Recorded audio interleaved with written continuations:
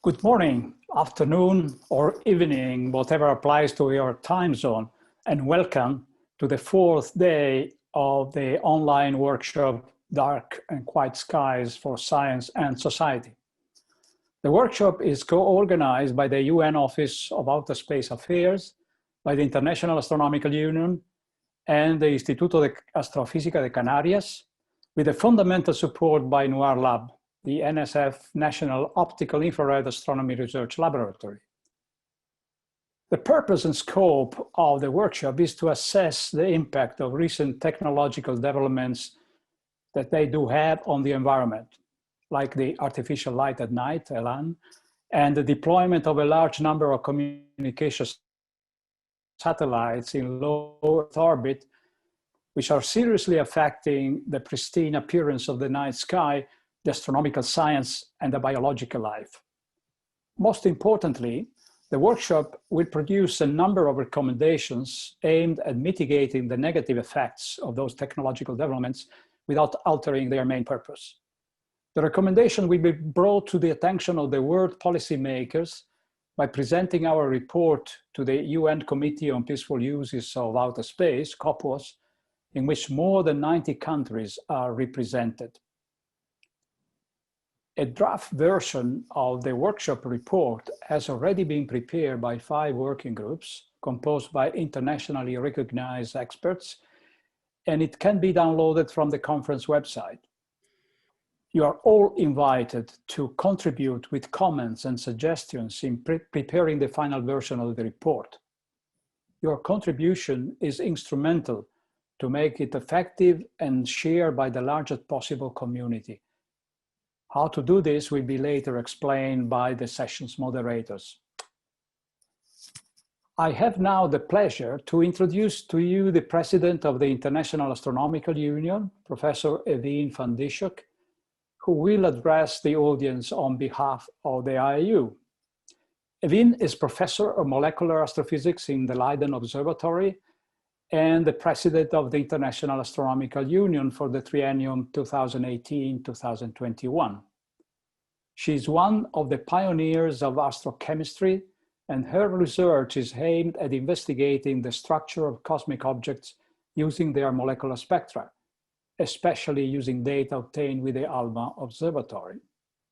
She has been awarded with a large number of medals and prizes, the most recent and prestigious ones being the James Craig Watson Medal and the 2018 Kavli Prize for Astrophysics. Eveen, the floor is yours. Thank you very much, Piero. It's a real pleasure for me to be here. Good morning, everybody. Good afternoon, good evening, where you are. We are pleased to see so many people here again for day 4 of this wonderful workshop. I want to thank also the co-host of this workshop, UNOSA, and the IAC Spain, who together with the IAU have put this program together. And I want to especially thank all the people on the various working groups and the capable leadership of Connie Walker on the SOC in order to put this program together, and also the various documents. We have already had 3 very lively days, and I'm sure that there are 2 more lively days to follow, including today. Next slide.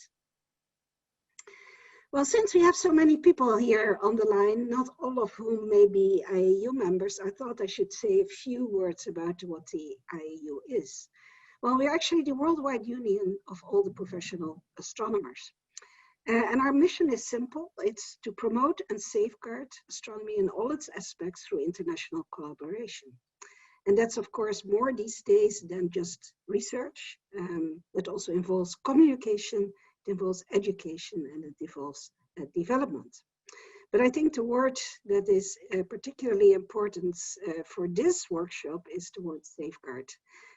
Safeguard astronomy in all its aspects. And certainly the dark and quiet skies are an important part of that.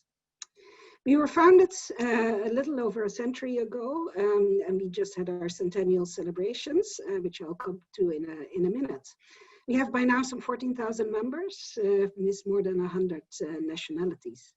We're organized in divisions, commissions, and working groups, and we have including diversity, including also the junior members. Next slide.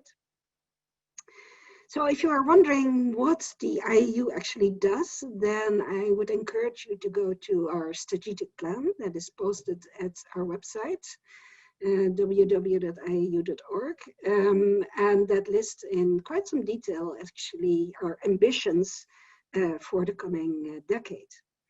As I said, it's more than just having symposia and bringing people together worldwide, which is the traditional role of our union, but it involves these other aspects of training, education, development, and outreach. And for that, we have 4 offices actually distributed around the world. We have the Office for Astronomy for Development in Cape Town, and the Young Astronomers in Oslo, which organizes the very successful International Schools of Young Astronomers already since 1967, which are one of the main tools that we have of training students at master and PhD level in developing countries. We have the Office of Astronomy Communication, outreach, that's in Tokyo, and then just recently, in fact, inaugurated a few days ago, the Office for Astronomy Education that is now in Heidelberg.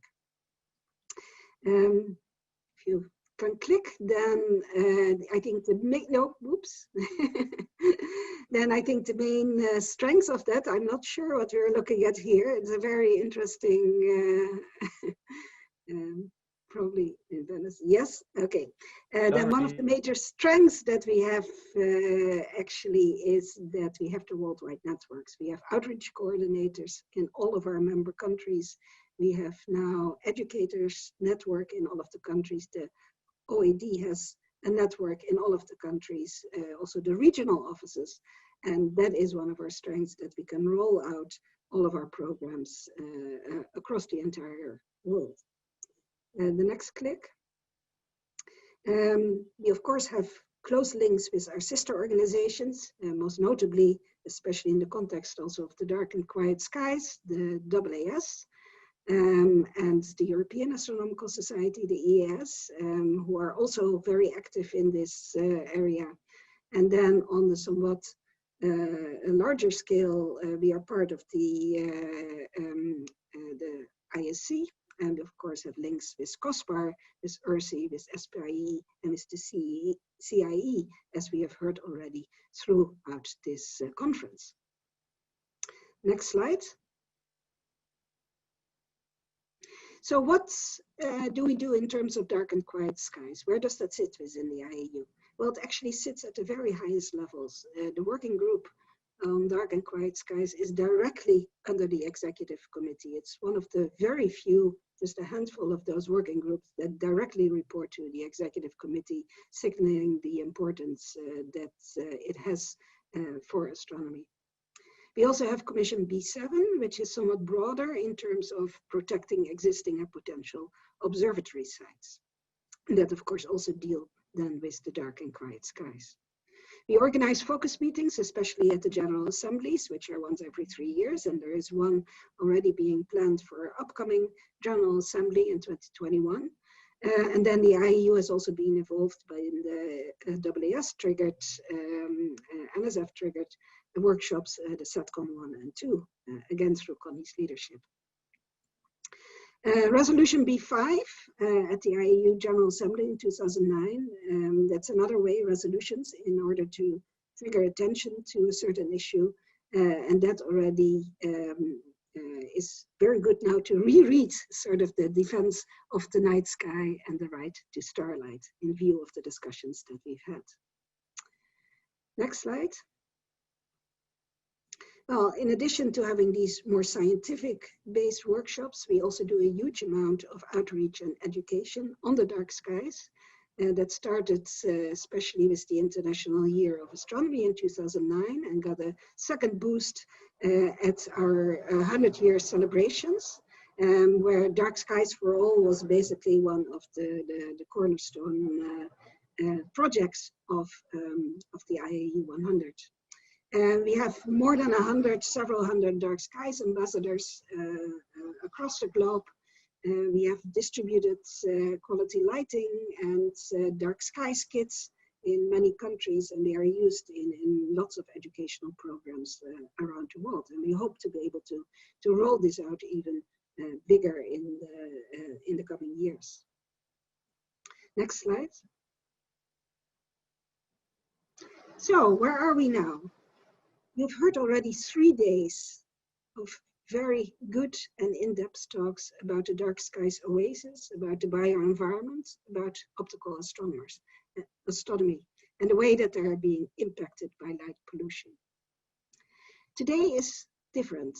Today we're talking about the satellite constellations. These are not being impacted by light pollutions, but they are actually doing the impacting on our observing. But here we are really in a conundrum, because these satellite constellations, they actually expand the broadband internet service to the more remote areas in the world. And in fact, just a few hours ago, I was at the IAU workshop of the OEE office, where they had a whole session about the problems of bringing education to the developing world, this low-tech technology, and the problems of the internet that they have there in their education. So definitely also as astronomers, we do want to have this broadband internet service. But as we have seen already, it does impact strongly astronomical science and discovery. We're building more and more complex instruments with more and more high-level technology. We're going deeper and deeper into the universe. We're doing lots of interesting science discoveries. In fact, just in February, we were at a very exciting workshops on the transient astronomy in the coming decades. And there was also a session there on the impact of dark and quiet skies, satellite constellations. And it's clear that especially this wide field science, such as will be done by the Rubin Observatory, but also by other wide field instruments, will be very significantly impacted by the satellite constellations as they are being planned at this very moment.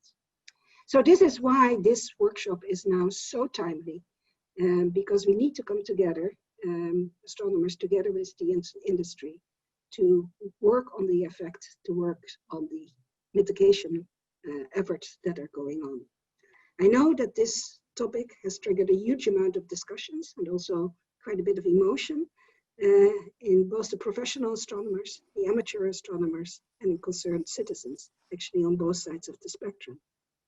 It's a very rapidly evolving topic, as we have seen over the last half years, both in terms of our understanding of the impact on the science, quite detailed simulations that had to be done, the also rapidly increasing number of the constellations that make this even more urgent to do this work, and then the mitigation measures that we are only just starting to formulate.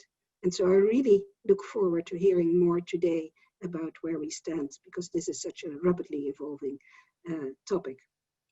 So we're going to hear today from these satellite constellation working groups, 4 groups actually: observations, simulations, mitigations, and recommendations. So I'll give the floor back to you, Piero, and I wish you all the best, and I look forward really to hearing the outcome of these discussions. Thank you very much, Evine, for your encouraging word. We are really honored to have you participating in this a very important, interesting workshop. I now turn the microphone to Olivier Hainaut, who will moderate the first part of this session. Hello, thank you, Piero, and good morning, good afternoon, everybody. So I would like to start with a few technical announcements about what follows. Okay, the report that this workshop is going to produce is already available as a draft, as the first link on the screen. You can download the report, the 5 parts, and read it. And even more importantly, you can comment on this report. The second link points you to a form where you can fill in suggestions and changes to the report. So please go ahead and send your contributions. Also, today you will have the opportunity to ask questions, and the way to do that is to use the chat button at the bottom of your screen. So please use the chat to ask question. If you write a question, say question. It makes the work of the question and answer monitors much simpler. Also, please try to keep the questions short and to the point, because we are many in the room, 284 right now. So it could easily get out of control. Okay, well, let's jump into the first subsession of today's session on satellite constellation. On this slide, you see all the names of the working group, and we will start with the observation sub-working group. The first talk will be given by Jeremy Treglon-Reed, who is postdoc fellow at Universidad de Antofagasta in Chile, and a member of the IAU Commission on the protection of existing and potential observatory sites. Jeremy will present results from the Antofagasta team. Right after that, Harry Kranz, who is a grad student at Stewart Observatory, will present results from the Pomenis telescopes. He is one of those who contributed to develop that telescope. And finally, in this first subsession, Ángel Otarola, who is the atmosphere scientist at ESO, European Southern Observatory, will summarize the lesson learned from the satellite observatories. So, Jeremy, the floor is yours.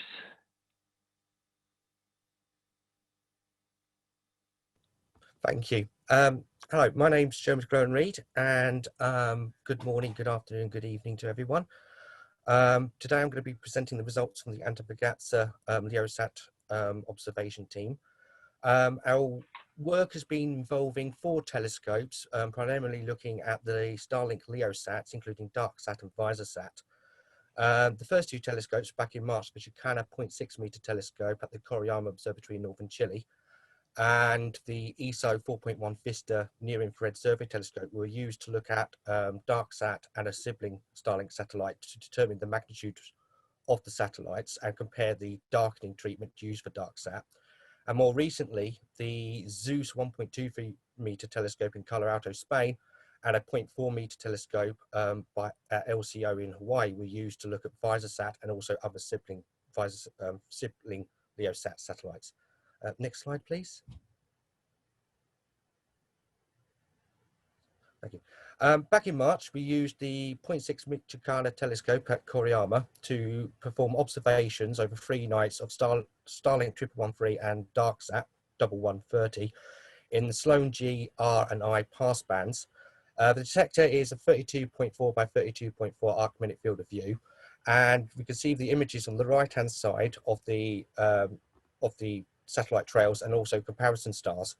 And effectively what we do is we then calculate the integrated flux of the satellite trail and compare that to the integrated flux of reference stars, and from there we can then determine the differential magnitude between the trail, the brightness of the trail and of the reference stars.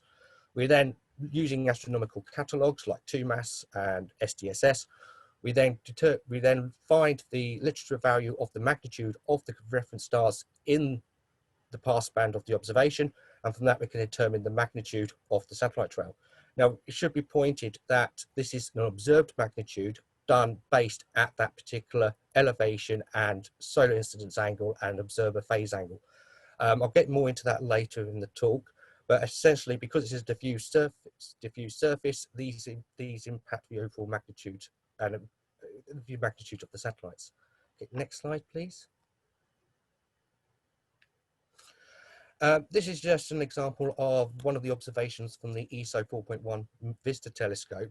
The camera has 16 detectors, with each detector of 11.6 by 11.6 arc-minute field of view. And basically, in a standard science observation, there's about 5 or 6 divers taking place. So the actual detectors then capture images in the gaps between the detectors of the first image. That allows you to create a complete 1 degree by 1 degree image. As you can see, the example on the right is basically of the near infrared observation of darksat taken in the J filter. You can see the satellite streak passes through at least 4 of the detectors. A dotted line represents the path between the detectors. And for the Vista telescope observations, we treated each detector as a single observation, calculated the observed magnitude of the trail, and then used the 4 values from the 4 detectors to calculate with a weighted mean to calculate the overall observed magnitude for that particular observation. And for this, we did it in the near-infrared J and near-infrared KS bands. Okay, next slide, please. Okay, recently we've been using the Zeus 1.23 meter telescope in Colorado, Spain to perform observations of VisorSat, and also a sibling Starlink satellite, Starlink 1405, which is here on the left-hand side, in late September. On the right-hand side, we got the image of VisorSat in the bottom left, but in the top middle, we got a serendipitous detection of Starlink 1348. Which at the time of the observation had an orbital height for about 386 kilometers, which is about 160 kilometers less than its supposed orbital height. The detectors themselves has a field of view of about 21.4 by 21.4 arc minutes. And this shows the importance of actually using precise telemetry to actually obtain the position of the satellite at the time of the observation. But for these observations, a Johnson V filter has been used.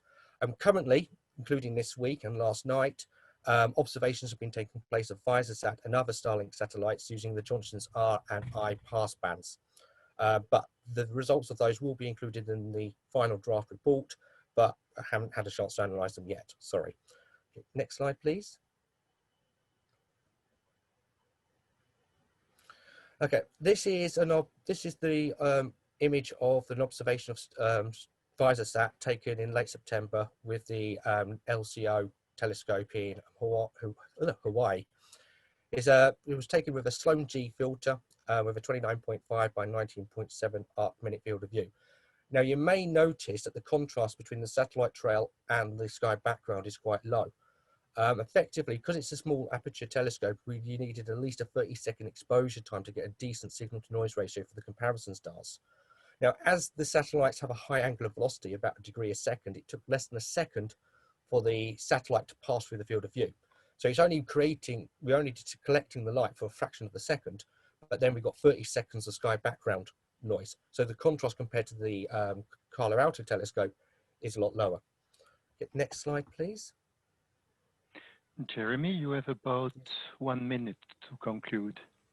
Oh, right, okay. So very quickly, basically, once we've collected the observed magnitudes, we then need to calibrate them to allow decent comparisons. So what we do is we calibrate it to the nominal height. All the exact details are given in the report. So can you go to 2 more slides, please?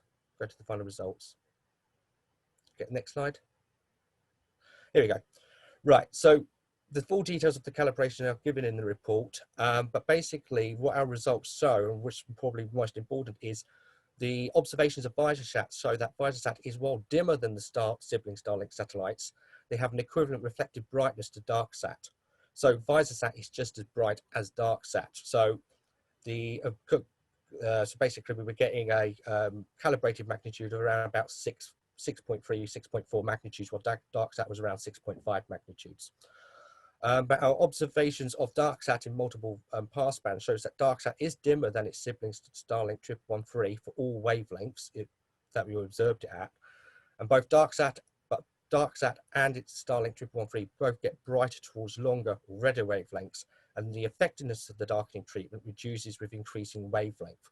So for example, in the visible, DarkSat is about 0.77 magnitudes dimmer than Starlink 1113, but in the near infrared, it's only about 0.35 magnitudes fainter than Starlink 1113. Okay, and yeah, please read the report, and if you've got any comments and suggestions, please let me know. Okay, I'll now be passing you on to Harry Krantz for his talk with what his work observing Starlink satellites. Hello. Thank you for being here today. Talking a little bit about our observations here. So we built the Pomenis telescope specifically for space situational awareness studies, such as doing surveys of satellites, constellations like Starlink. The telescope itself has a small aperture of only 180 millimeters, but a very large field of view, about 4 by 4 degrees. This large field of view enables us to reliably image LEO satellites and encompass the entire satellite trail within the image frame.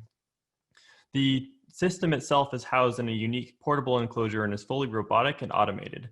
Altogether, the telescope system is highly capable of observing LEO satellites and has been collecting data every night for the last few months. Next slide, please.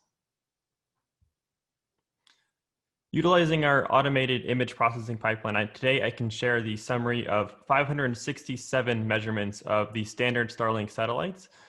These measurements shown in the histogram are the magnitudes as observed in the sky, which will give a better picture of the impact on astronomy.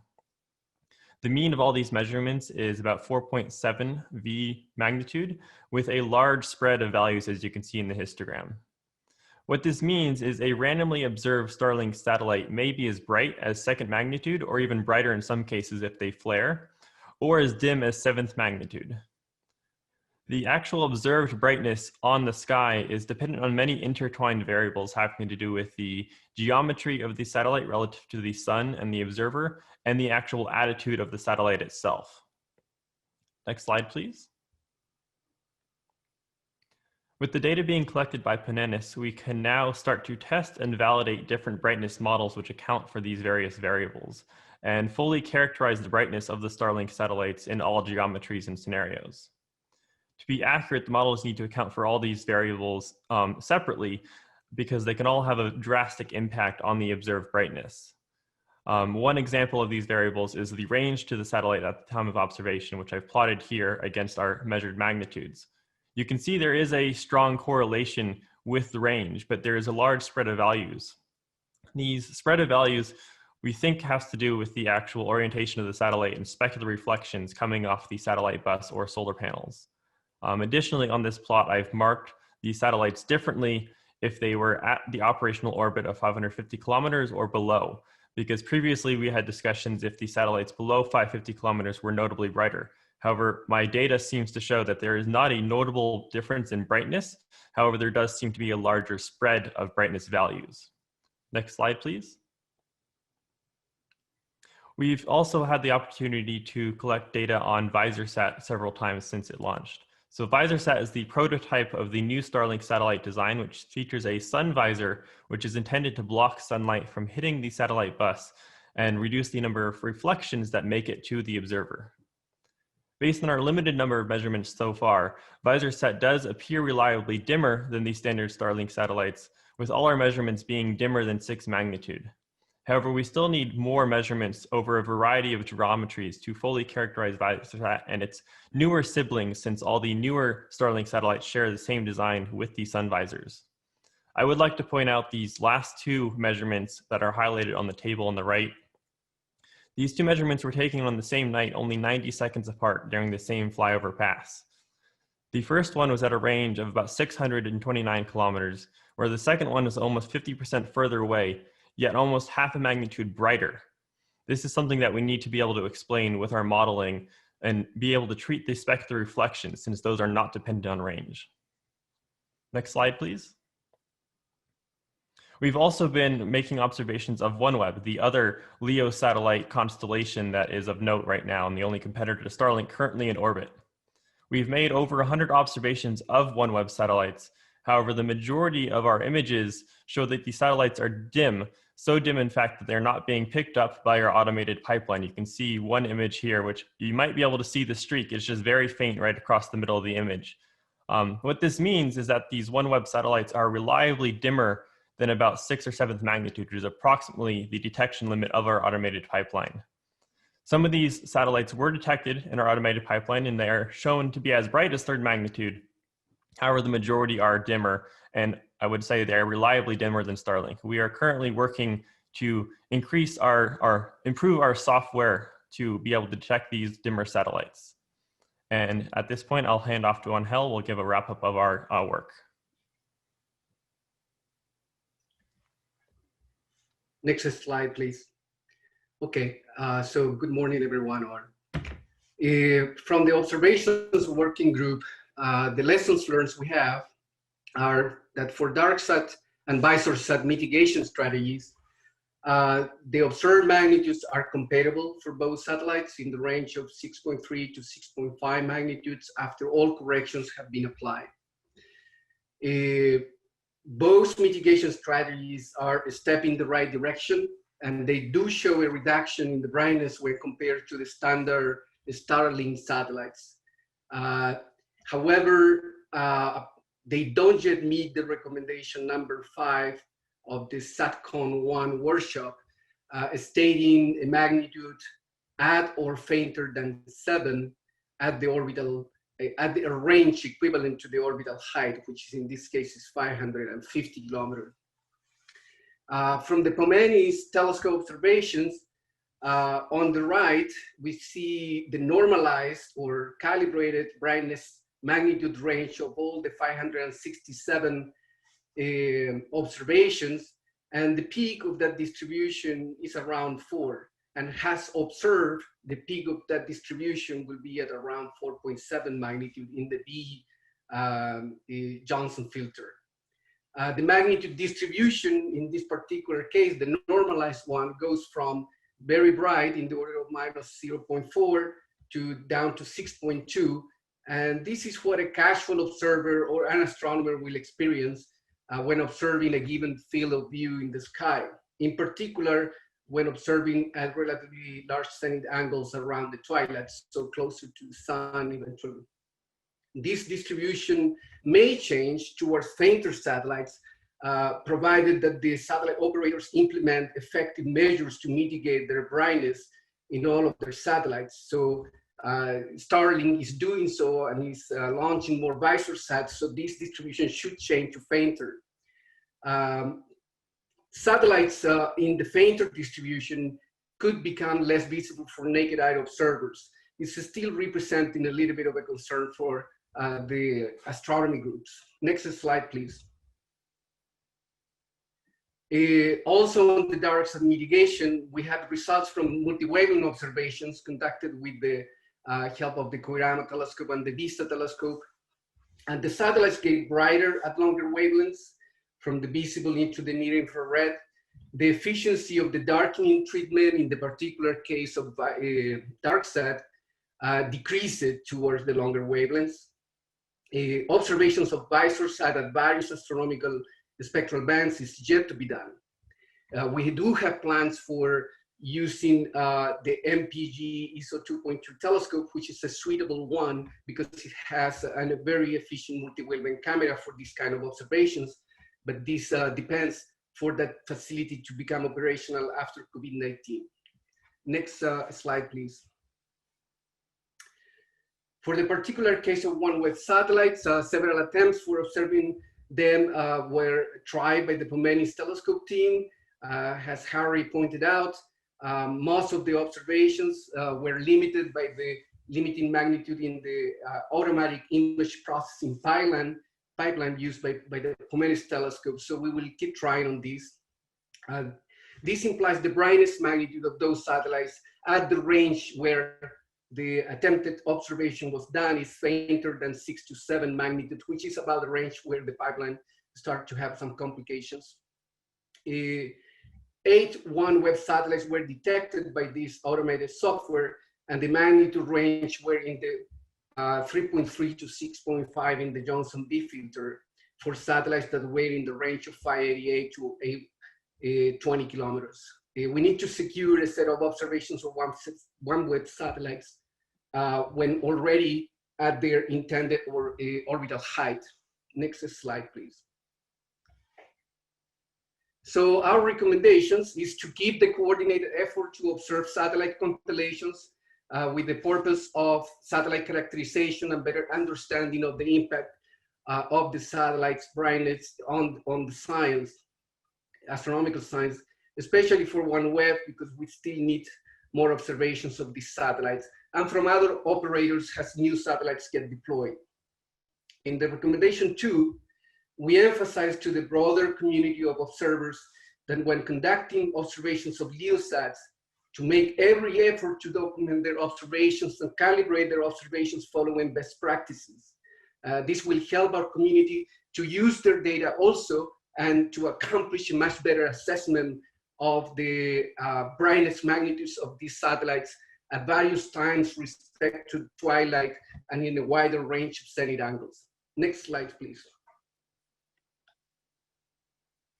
Recommendation 3 is that we adhere to the recommendation 2 in the SATCON workshop observations working group, stating that a comprehensive satellite constellation observing network be formed and sustained in order to connect observers with telescopes, provide coordinated observing protocols and data analysis standards, coordinate ongoing observations of satellite constellations, and prepare for the next generation of LEO satellites. The design and capabilities of this network should be forward-looking and be prepared for future satellite constellations. And finally, recommendation 4, when conducting observations of the LEO sites, our advice is to perform observations at multiple spectral bands of interest for astronomy, from the optical into the infrared. Conducting observations of the same object at various spectral bands simultaneously will provide important information to understand the efficiency of technical mitigation strategies that are built into the design of the satellites by the operators across a wider wavelength range. So now I will give you the floor to our moderator, Dr. Olivier Renaud. Thank you.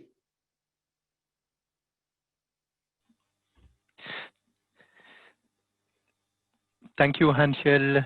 Thanks to the whole observation sub-working group. A note to everybody, we will take the questions at the end of all the presentations. So no questions right now, but please keep them coming into the chat, and the question and answer moderators are still consolidating them and flagging them for the end of the session. So now we will move to the next part of the Constellation working group, which is the simulations. And the simulation summary is going to be presented by Dr. David Galadi from the Spanish Astronomical Association. He's an astronomer at Calar Alto and a member of the IAU Commission on the Protection of Observatory Sites. And he's a specialist of simulations of satellite constellations and of their impact on the astronomical observations. So, David, the floor is yours. All right, thank you very much, Oli. I will present the results from the group working on the simulation of the impact of satellite large constellations on optical astronomy. I will do this on behalf of the whole team, whose names you can read in this slide. So this has not been, in any sense, a work made only by me, but by a team, a full team. Next slide, please. I will comment on the objectives of our group, and later I will summarize our simulations and the results. And I will finish with some considerations about flares and glares from satellites, and also about the importance of transient orbital phases. Next. Well, our objective is assessing the impact on optical and ground-based observations only. We have done this by estimating satellite visibility both from first principles, from physics, and from the information available to us. Our work and our report built on the experience accumulated from Noir Labs SATCON 1 conference. And in fact, most of the working team is the same from that event. Next. Our simulations.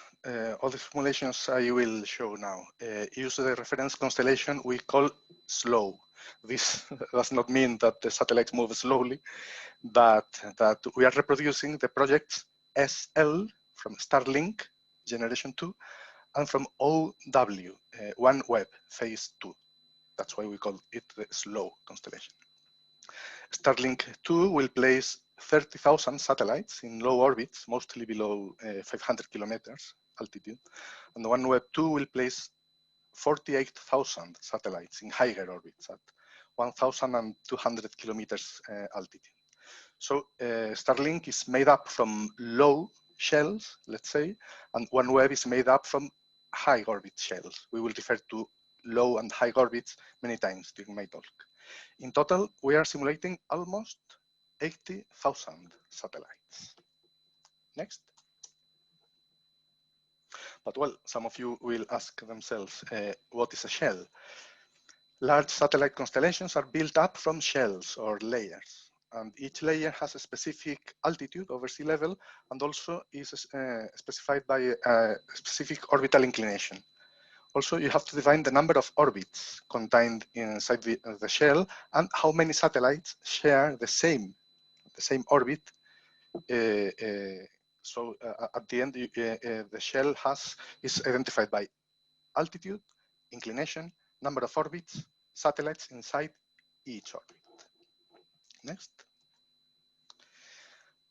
At the end, the constellation is built up from the overlap of a number of such layers or shells. They are built aiming to a close to optimum coverage of the land.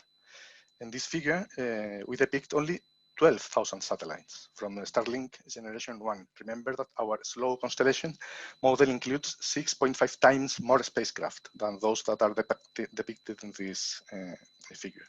Next. Going now to the simulations, I will talk first about all sky satellite counts. This means that for a specific location or observatory, we compute which satellites are visible. This implies first computing which satellites are above the horizon. We say which satellites are in sight. But second, we have to compute which of them are illuminated by direct sunlight, because satellites that are in shadow, not illuminated by the sun, cannot be seen and don't affect optical observations.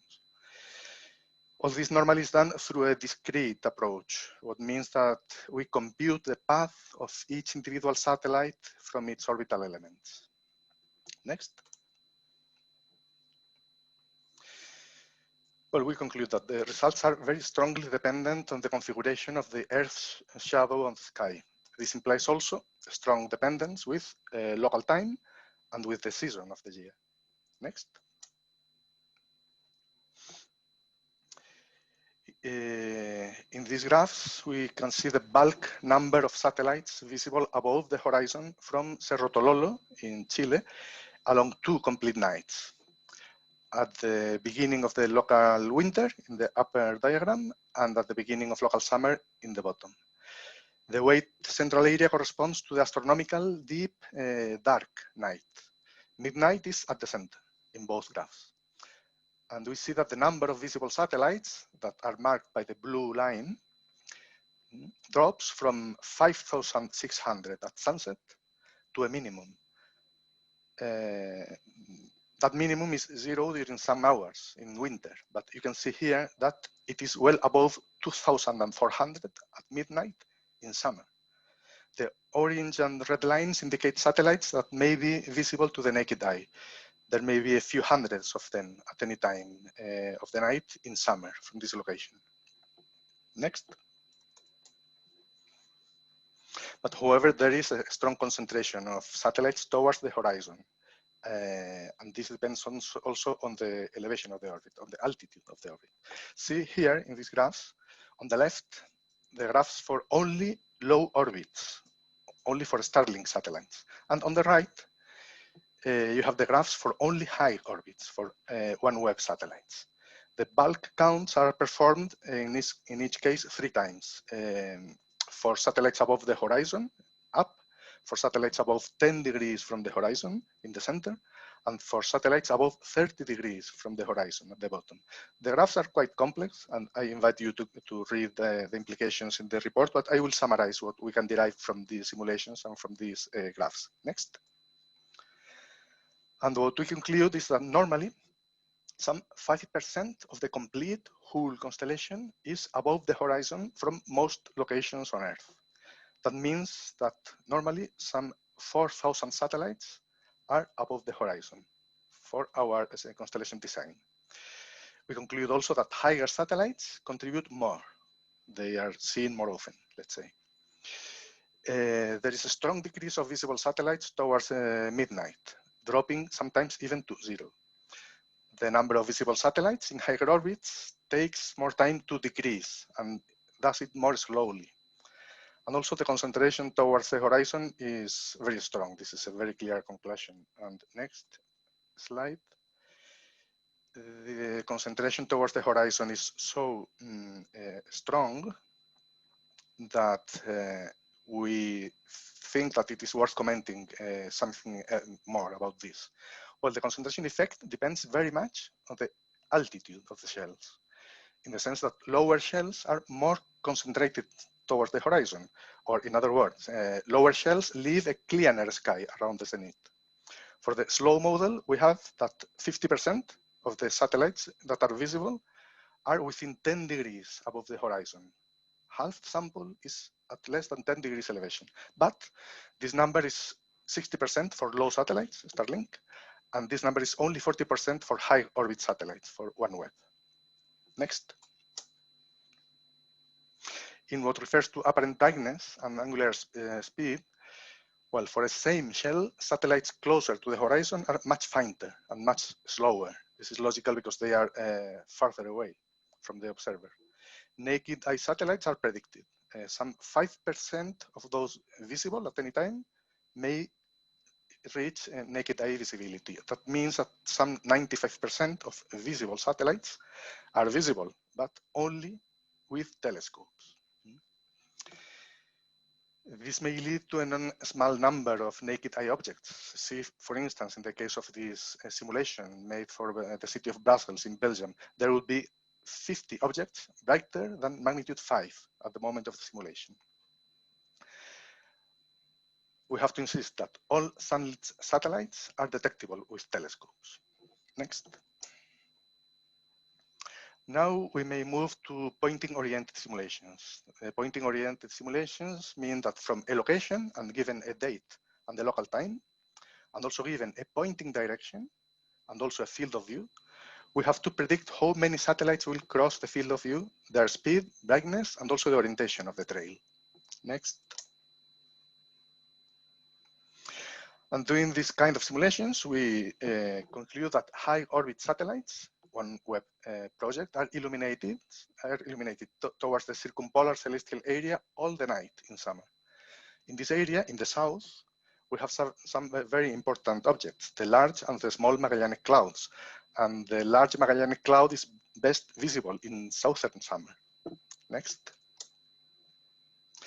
So making more detailed simulations on the Large Magellanic Cloud for northern Chile, for instance, from Cerro Tololo, around the equinox in this case, if we have a field of view of 1 square degree and we integrate during 1 minute, then we get an average of more than 2 satellite trails per image. And these trails are mostly due to high orbit satellites. Next. Well, please have a look to this graph. It is computed simulating a continuous pointing to the Large Magellanic Cloud with the typical parameters of the observations that will be done with the Legacy Survey of Space and Time, LSST, from Vera Rubin Observatory. In vertical, we have the date of the year. And in the horizontal axis, we have local time. Midnight is again at the center. And the color codes the number of trails expected in each observation or in each individual shot. But this graph reflects only the trails due to high orbit satellites, only to OneWeb. Next. Well, let us take one specific night. For instance, the green line marks September the 1st. From the left, we start in the white area that indicates daytime, and around 19 hours local time, the sun sets, and the color code indicates that we may expect up to 30 30 trails due to OneWeb satellites inside each individual image. Later in the night, no satellites are visible because they enter the Earth shadow. And during the morning, satellites appear again, but in much smaller numbers, as we see. So we conclude that the affectance changes a lot during the year and also during the time in the night. Why? Well, we will comment on this more later. But for the moment, next, we may pay a look to the similar graph, but built for not for high orbit satellites, OneWeb, but for low orbit satellites, Starlink. Here we see that the number of expected trails per shot is less than 0.2. That means only 1 out of each 5 shots is affected. And the satellites are in shadow during a much longer time every night, and the same happens all along the year. Next. Similar pointing-oriented simulations can be made for different observatories and for different celestial objects. In the report, you may see results for the Northern Hemisphere and for the observation of the Andromeda Galaxy, for instance. But next, in general, we conclude that with a field of view of 1 square degree and 1 minute of integration time, very often we arrive to an expected value of 2 trails per shot under many different conditions if we observe at the beginning or at the end of the astronomical night. Closer to the horizon, there are more satellites and thus more trails, but it is true that they are also much fainter. At 20 degrees above the horizon, observations will be severely affected, and there are scientific programs that need to work on those sky areas. Next. Let's go to spatially resolved simulations. Spatially resolved simulations show the fine structure of the satellite distribution on the sky.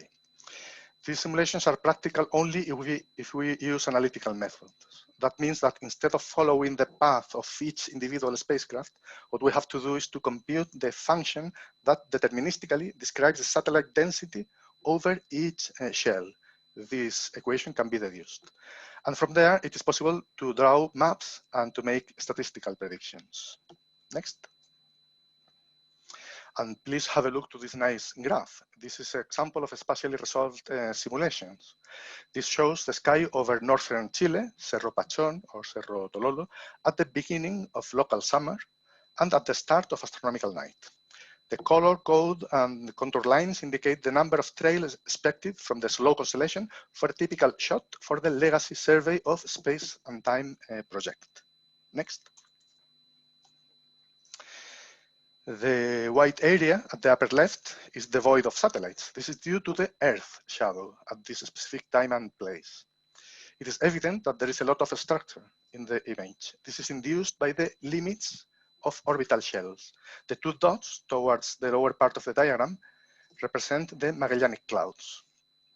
The large cloud is the left dot. Next.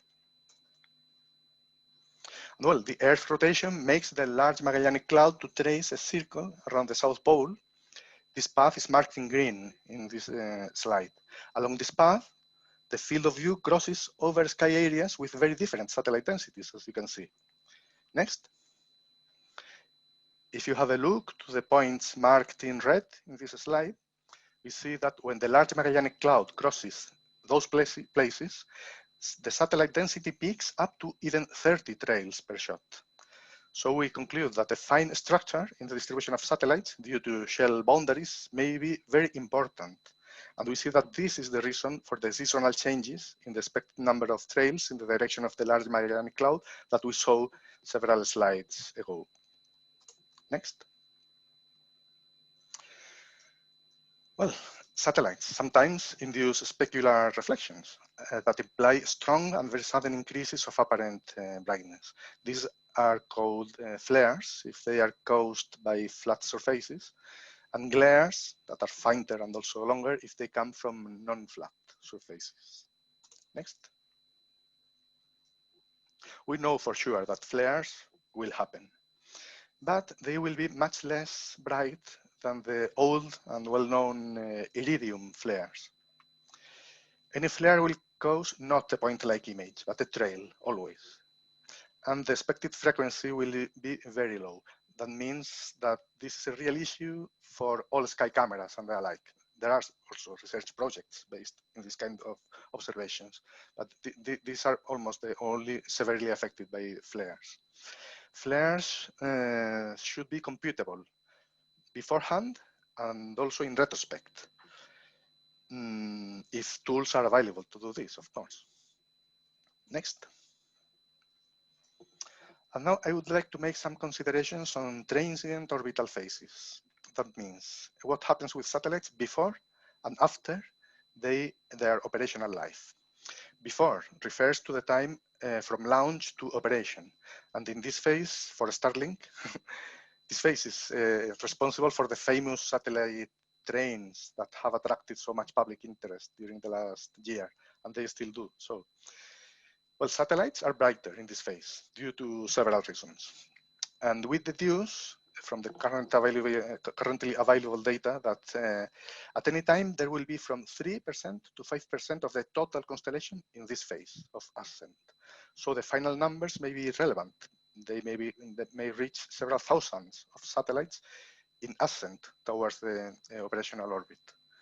We conclude the need to minimize the duration of this phase and also to reduce the satellite brightness. Next.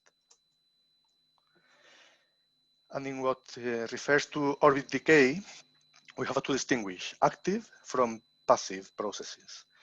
Natural passive decay will happen if active deorbiting is not implemented, or if the satellite is lost, of course. There are international guidelines about this, but we have to say that they are not always fulfilled. Orientative times for natural orbit decay go from less than 1 year for really low orbits, a few hundreds of kilometers, to millennia beyond 1,000 kilometers altitude. So satellites above 1,000 kilometers altitude remain there essentially forever. Next.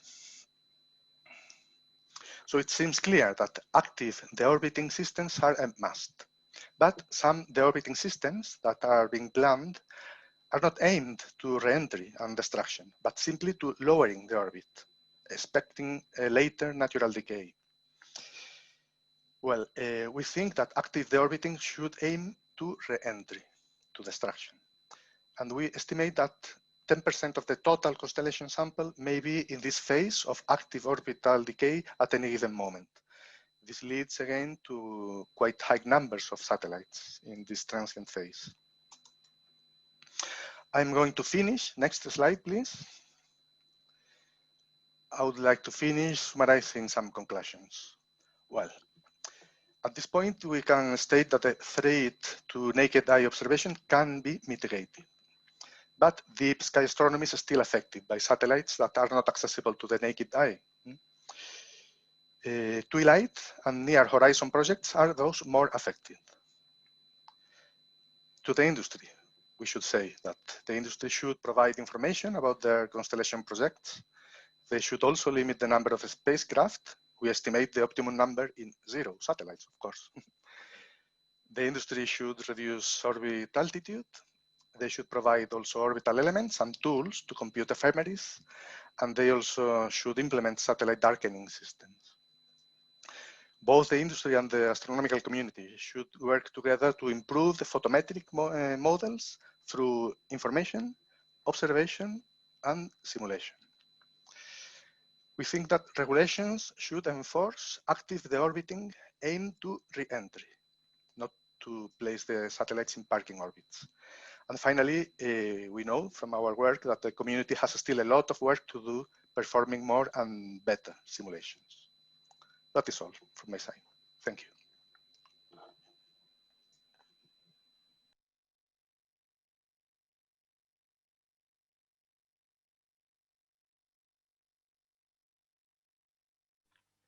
Sorry, I had lost my unmute button. Thank you, David. Thanks for this extensive summary of the simulations. And I invite everybody to go and read that chapter in the report, which goes into all kinds of exquisite details. And it's not trivial, so take your time to read it. So this ends the simulation part of the session, and so it also ends my role here. And for the second part of this talk, Sarah Lucatello is going to be the moderator. Sarah, all yours. Thank you, Ollie. I will now start sharing. Should let me know if you see the slides. All right. So hello, everyone. Good evening or good morning or good afternoon, depending on where you are. I am Sara Lucatello. I'm a staff astronomer at TINAF in Padova. I'm also one of the vice presidents of the European Astronomical Society. The next group presenting their findings is the mitigation working group, for which the chair is Genoveva Misheva.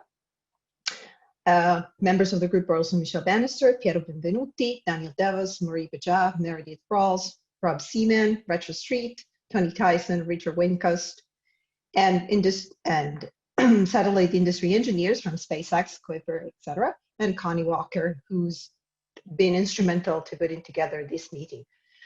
Presenting today are Genoveva Misheva.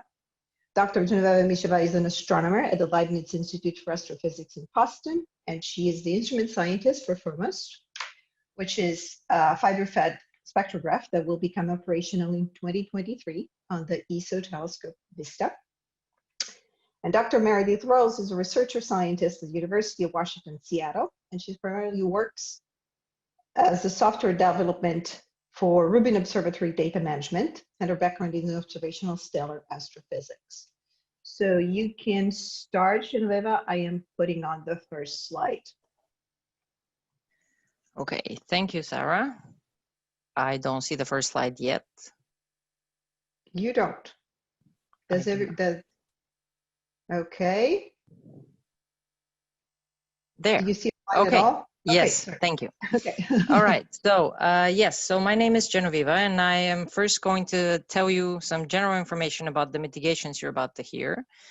So you all know what the situation is. There are a bunch of satellite constellations that are launching, and they're increasing in number, and they will affect astronomical observations. So our working group worked on what can be done to decrease the impact on astronomy. So some mitigations that you will see are for the satellite operators themselves. Others are for the telescopes. So what can the telescopes do to be less impacted? Some mitigations are for the near future, but there are not many of those. And then there's some mitigations for more long-term, like 2-3 years, depending on how fast people work. And then some mitigations are for really future generations of instruments, so a decade or more. And then there's some classes for which we have no mitigations. We'll also tell you what those are. And also I want to point out that 9 of the mitigations that you will hear, they were taken basically directly from the SATCON 1 report, Appendix C. And the rest of the mitigations are the new mitigations that we now here propose. So next slide, please. Okay. Right, well, we were already introduced, so I guess this slide is just to show you how pretty we are, I guess. Although one thing we should say here is that we the astronomers, we didn't do this report in isolation, right? We actually consulted with representatives of SpaceX Starlink and Amazon Kuiper. And we're very grateful for their contributions and for their willingness to basically listen and to discuss with us. So now, Meredith, if you would please start your presentation. Sure, thank you. If we can go to the next slide, please. Perfect, thank you so much. So as Genoveva said, a lot of the mitigations that we're proposing are based on ones that originated at this SATCON 1 conference that was convened earlier this year. But it was primarily focused on ground-based optical and near-infrared astronomy facilities. And kind of one of the big high-level takeaways that came out of that entire effort was that if the tens to hundreds of thousands of low Earth orbit satellites that have currently been proposed by both companies and governments actually do get launched, there is no combination of mitigations that can fully avoid the impacts on science.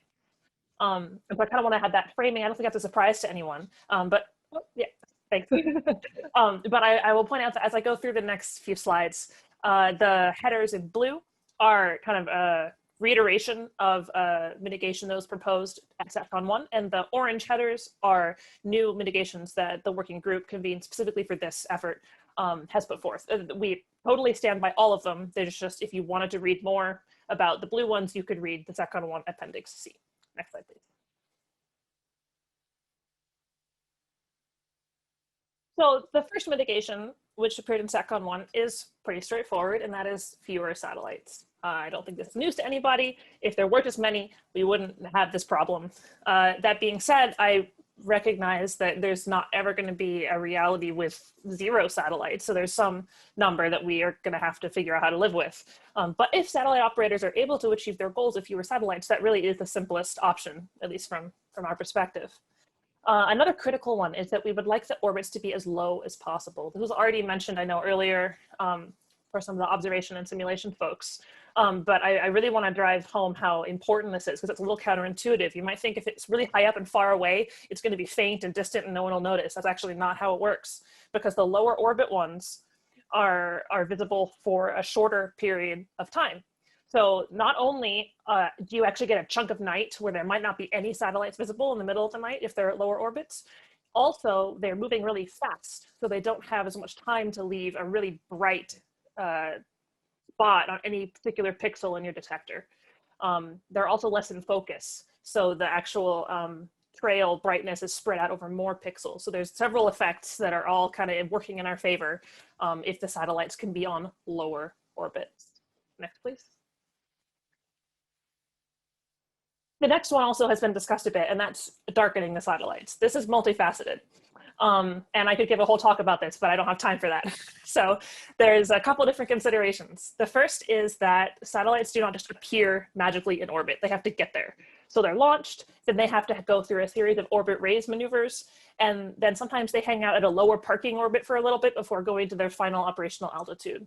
Now, we only really have SpaceX's Starlink as an example at this point, because the other ones have not gotten nearly as far along in actually being launched yet. And so in that particular situation, they are definitely brightest during the orbit raise phase shortly after they've been launched. That's when you see the characteristic, satellite trains going by with these multiple streaks next to each other in the sky. So this portion of the satellite life cycle is relatively short. It's only like a matter of weeks. But if we're talking about tens of thousands of these things, there's always going to be new ones going up and old ones coming down. So this isn't something that you can just wave away. However, they do spend the most of their operational time at their main altitude. And for Starlink, that's about 550 kilometers. And so what we would like is if the satellites can be darkened to fainter than 7th visual magnitude at that 550 kilometer altitude, preferably even fainter, about 8th magnitude. The justification for this is largely based on the effect on Rubin Observatory LSST camera sensors, which you can read all about in Tyson et al. 2020 paper. But I will point out that a 7th magnitude at that particular altitude corresponds directly to 44 watts per steradian, which is an actual design your satellite metric that satellite operators can use. So we hope that's useful. As I mentioned earlier, if they're at a higher altitude, they move more slowly, and so they have to be darkened even further in order to not leave a trail of the same brightness on our detector. So again, I could give a whole talk about that, but I'm going to move on. So there's 2 new recommendations that we're also proposing that fall in kind of this general darkening category. Radio astronomy is a whole adventure that I don't have time to completely talk about. But I will say that there are some things that both satellite operators and observatories can do in this regime, but none of it will be fully adequate. This is a very good example of a situation where we can come up with some very creative and sometimes expensive and sometimes technologically tricky things to do to make the beam sizes smaller from the satellites. They have to be at lower orbits for that to work, potentially turn off their transmitters at certain times, try to have really sharp bandpass filters so they don't leak out into the side lobes. Observatories can have fancy new preamplifiers and fully digital receivers to try to, not observe a bunch of satellite interference. But at the end of the day, there's going to be some significant impacts, and we're going to talk more about radio in general tomorrow, so stay tuned for that. Finally, we're proposing a new potential temporary dimming for satellites. The idea here is that if there's something particularly time sensitive that we need to observe, that's kind of a one-time deal, it would be wonderful if there was a way to communicate to satellite operators, hey, for this observation from this location at this time, like we really, really need this particular thing. Can you help us out by like rotating your satellites in this particular location just for like a couple hours and let us see this area of sky, and then you can go back to doing whatever you're doing before. So if you go to the next slide, I show an example of why, of a case in which this will be helpful. So these are 3 images of Oumuamua, which is a fast-moving interstellar object that was observed in 2017. And if you click one more, some circles will appear to show you actually what we're talking about. So these images, kind of, you could imagine them stitched together into a movie. The object in the middle there is the object of interest. So it's this interstellar object that visited our solar system from far, far away. And this, I believe it was the first one of these we ever had a chance to observe. So it was moving super fast. It was not a lot of opportunities to observe it. The observations had to be done near twilight, which is when there's the most satellites everywhere. So it was tricky. And the reason that the stars are streaks is because it's moving so fast, the telescope's actually tracking on the object instead of tracking the stars like we normally do. But you'll see in the 3rd frame there was a bit of a satellite situation that happened. So that the science we could get from that observation was unfortunately lost. So this is an example of the kind of critical observation that we would have some number of hours of lead time, and we would like to be able to give satellite operators information to say, hey, please can you prioritize this, and then you can go back to where you were. Next, please. Another key piece is locations of satellites. So it's all well and good to say make them dark, but we still really, really, really need to know where they are. And this information should be public. It should be frequently updated. It should be accurate and precise. And it should be readily queryable in a whole manner of different ways. My personal vision for this is to have some kind of smartphone app where you could say, hey, I wanted to point my telescope at insert target here with coordinates in the sky at 10 p.m. Should I wait 5 minutes or am I good? It's kind of just like astronomers would consult an air mass chart to figure out if their target is observable on any given night from any given location. They could also consult the satellite app to figure that out as well. So AskRia graph is what's being shown here on the right as kind of an example, as a first step towards this. And this provides, this is an interface that provides access to a whole swath of various satellite objects. It does not fully solve this problem, but it is a good step in that direction. So we need a lot more work in this area. Another recommendation that we're proposing as one of the new mitigation is to encourage satellite operators to consider gravity-only trajectories. So this means that the future location of the satellite will be a lot more predictable because you can just use Newton's laws to figure out the orbit, and you don't have to re-observe it a whole bunch of times to get accurate forecasting. In addition, if we can clump satellites closer together during those initial phases of the orbit when they're brightest, that would mean that we don't have to dodge quite as far away. If we know where the bright stuff's going to be and it's going to be more concentrated, they're going to be close together initially, then that would be helpful. Go to the next one, please. And hopefully that will play. Oh no, it played for me. Could you give it another try, please? It's a cool video.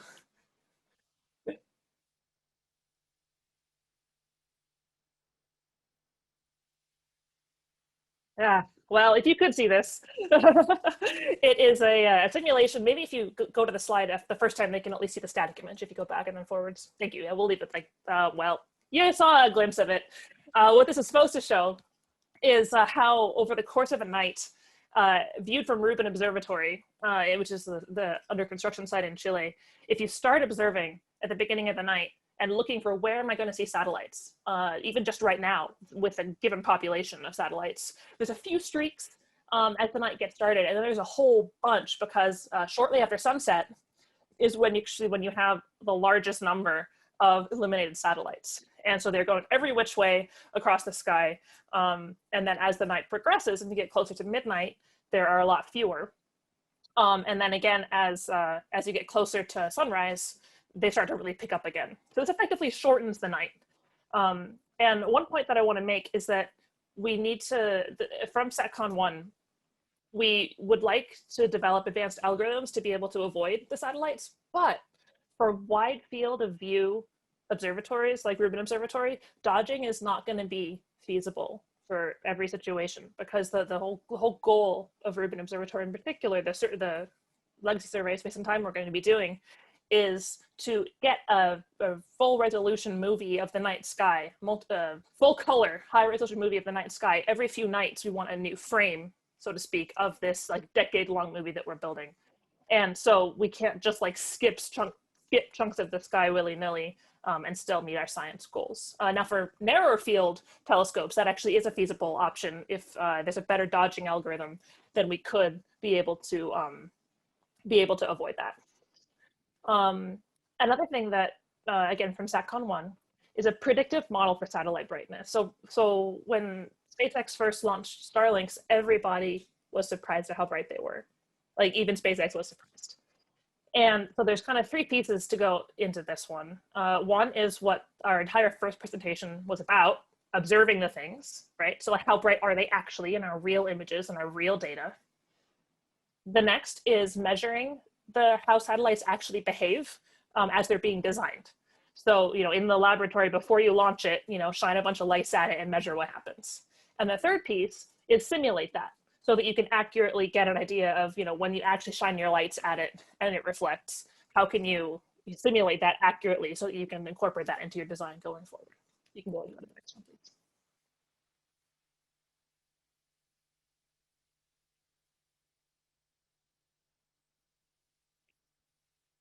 So the next step here is that we want to be able to simulate the full picture. Being able to understand the response of a single satellite to how it reflects is important. But what we would really like is kind of a full virtual replica or a digital twin of the space environment and all the satellites in it. This would eventually enable us to use techniques like machine learning to automatically make decisions about where telescopes should point and observe. And it would involve knowing everything from satellite physical properties, locations and velocities, information about the space environment, and all of the different types of ways that we're making these measurements, as well as realistic uncertainties on all of these properties.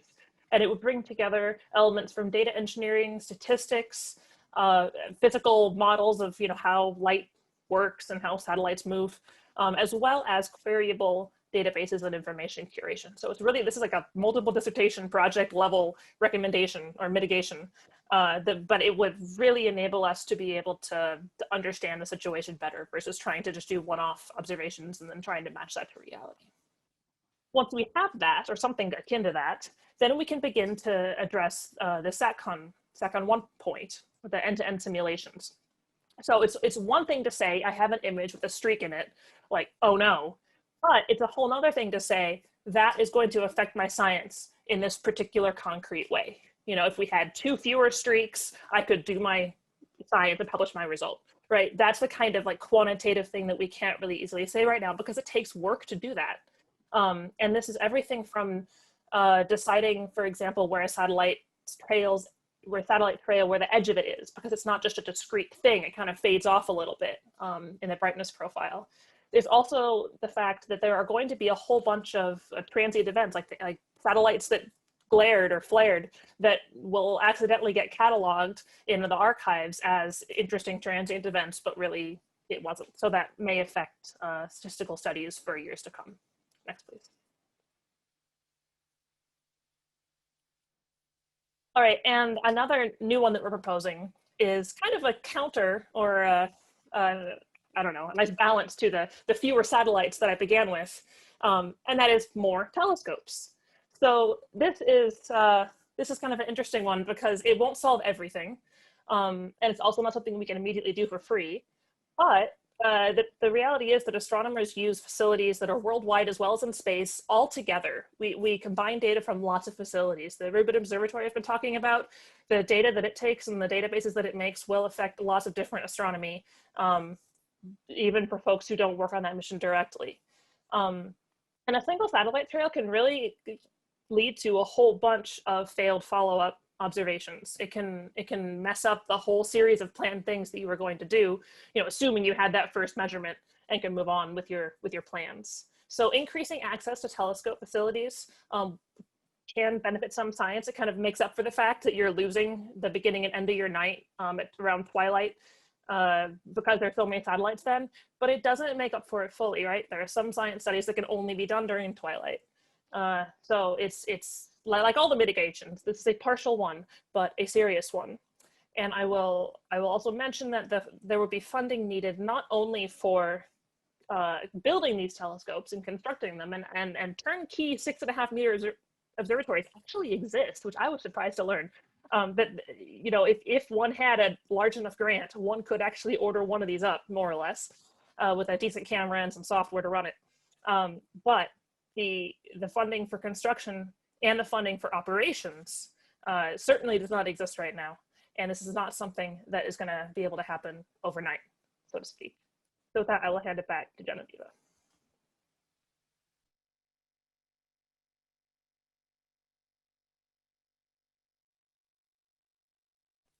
You're muted, Genevieve. Thank you, Meredith.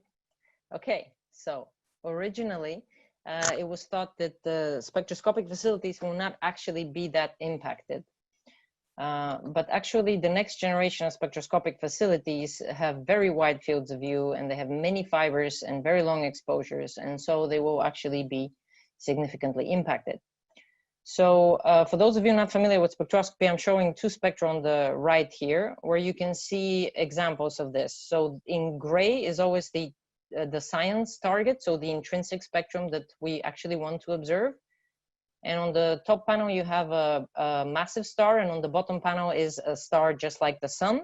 And then in black is a contaminated spectrum, where a satellite has reflected the sun, and therefore you now have the actual target, the science target, plus the spectrum of the sun. And you see that there is no quality control pipeline that can actually detect this, because it looks very reasonable. It still looks like an AO star in the top, and definitely like a G5 star at the bottom. So if you go to the next slide, please. Okay, so here you see two examples with galaxies. So the top is a lenticular galaxy that's now making stars, and on the bottom is a starburst galaxy.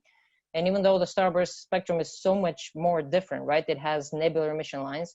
You see that basically everywhere the spectrum is affected. All the absorption lines are filled up or more filled up, and the emission lines are lowered, and the level of the continuum changes, and the shape of the features change, the size and the width of the lines change, etc. So basically, this is trouble, right? So if you have a spectrum that is contaminated by a satellite, the only mitigation is to throw it away.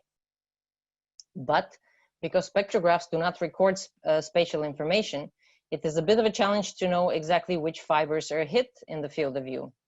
So one way that we propose to do this is just to attach a secondary smaller telescope to the primary telescope, and then the secondary points wherever the primary is pointing and sees the exact same field of view, and it takes science exposures that are just as long as the science exposure, and basically the only difference is that the secondary telescope has an imager attached to it. So then you have this image of your field of view where you can see later, post factum, do you have a satellite streak going through the field of view? If yes, you can then identify which fibers were impacted and basically throw away those spectra. So next slide, please. Okay, so another mitigation possibly for the future is, well, if you consider technology keeps developing, right? So it's not unrealistic to think that we will have better instruments, smarter instruments in the future. So you may think that the scientific complementary metal oxide semiconductor is one such sensor that could possibly be used for science purposes, specifically for astronomy observations. One good thing about this sensor is that it has extremely fast readout speeds, right? Because each pixel there is connected to it has its own readout circuit. So when you read out, you basically read out all pixels at the same time. Therefore, it happens very, very fast. You can read out tens of frames in a second. The other thing is that you can basically interrupt the exposure of individual pixels. So you can shutter some parts of the field of view, but not others, which may lead to interesting projects and results. But there are currently many problems that need to be worked out before such sensors can be used in specifically for astronomical observations. For example, because each pixel has its own readout circuit and they're all connected in a column, and for that specific column there is an ADC, so an analog to digital converter. And that means you have a lot of these ADCs, and because there's so many, they're actually of lower quality. And then that lowers the image quality of the entire image compared to CCDs, where you have this external and therefore much better quality ADC. Also, you cannot do on-chip binning, which you may counteract that later with the software. But a big problem is the fact that neighboring pixels are actually correlated in this CMOS sensors, and the pixels glow, and that basically kills ultra faint observations of very faint targets, right? So, for example, none of the LSST science cases can actually be performed with such detectors. And this is, as I said, a very long-term mitigation, so probably more than a decade, really. Okay, so next slide, please. Okay, so you may think that we forgot about space telescopes, but we did not. We actually talked about this and we considered it. We even contacted the HST to ask them how they feel about the situation. But basically our conclusion is that the HST will not be affected. The satellites are too close to the HST. They'll be like 100 and something kilometers away. And therefore, and also because the relative speeds are so high, they'll zip by very fast, and also they're so close that they'll be so much out of focus that will make them much fainter. So there's probably not any significant threat to Hubble. However, for future space telescopes, they will have to decide individually how tens of thousands of satellites will actually influence them. They'll have to consider that in their design and in their project. But one thing we would like to point out is that it is not a mitigation to simply tell us, well, why don't you just put all of your telescopes into space, right? That there's many problems with that. So first of all, most of our instruments are bulky. We have large mirrors. They're complex and fragile instruments that need to be stabilized, and shooting all of that into space is just not a thing that can or should happen, really. And then you need to service and maintenance and maintain these instruments. It's just not a realistic thing. So if you send, say, 10 observatories into space, you basically need an army of astronauts doing nothing else but servicing missions. And that is both dangerous to the astronauts and for the instruments, really. And also because of the harshness of space, without service and maintenance, the expected lifetime is 5 years. So shooting up a new observatory every 5 years does not seem like a reasonable way to go. But another thing is that ground-based observatories are basically, they have the luxury of being a little bit, well, adventurous, I should say. They have the luxury to do more experimental science proposals, right? Where the outcome is basically not clear. So true discovery in a sense, right? So the way it usually works is that ground-based observatories they sift through large samples of things and they find a few interesting targets, and then those are followed up with space telescopes, which makes much more sense. But if you send everything into space, then because it's so expensive into space, basically every second has to count. As far as I know, 1 second of observations with Hubble costs $11,000, right? So every second has to count. And then, you will not be that adventurous. You will not do that many experimental observations. So next slide, please.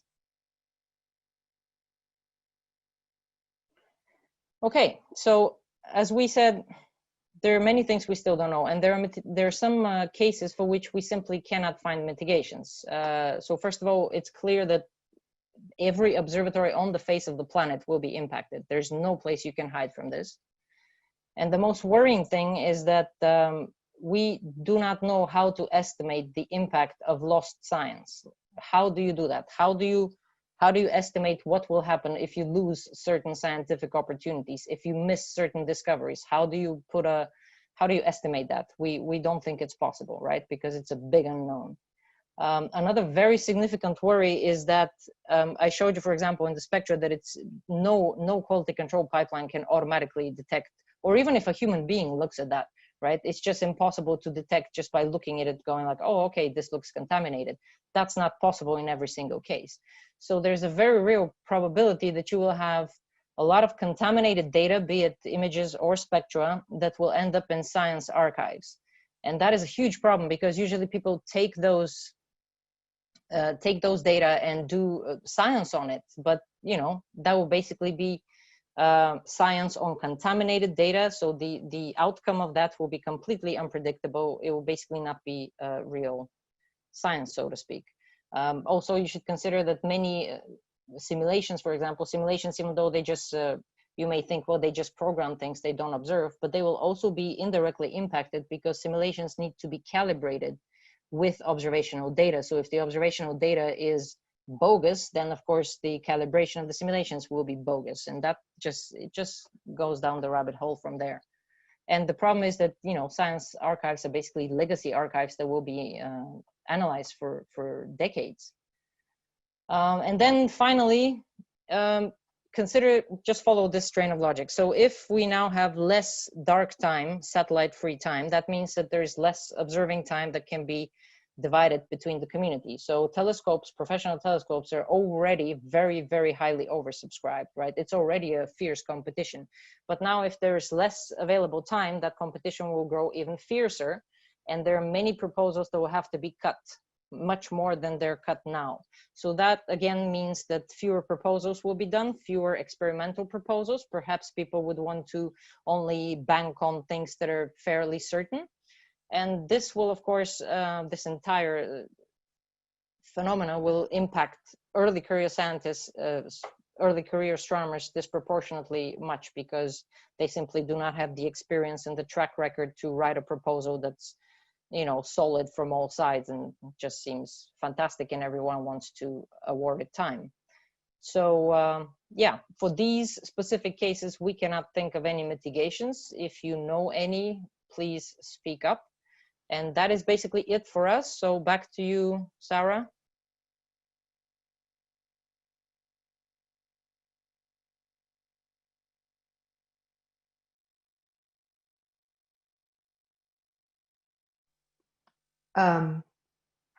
So we should now go into a break. We have 15 minutes break. We can come back at 15 minutes to the hour. Grab a beverage, take a walk. We'll reconvene for the talks of the recommendation working group at,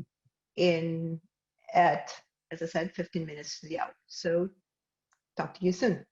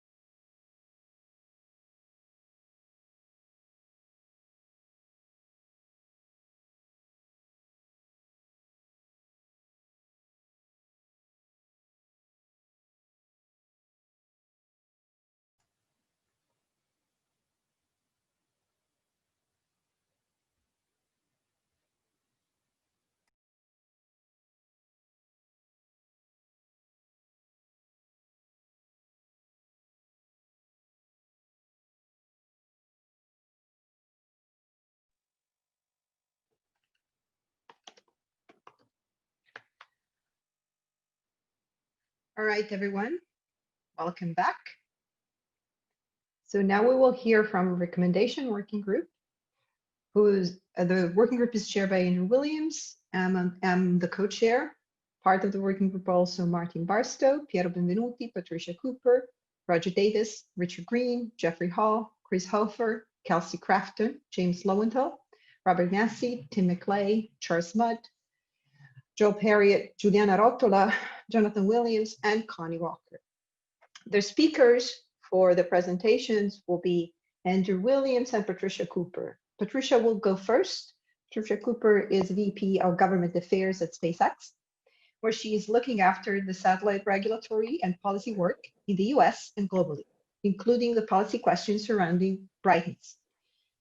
Right after that, there will be Dr. Andrew Williams, who's the External Relations Officer at the European Southern Observatory.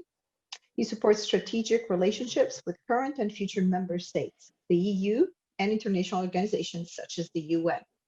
Patricia, you have the floor. Patricia will not be using slides, so there will be just a title slide for her.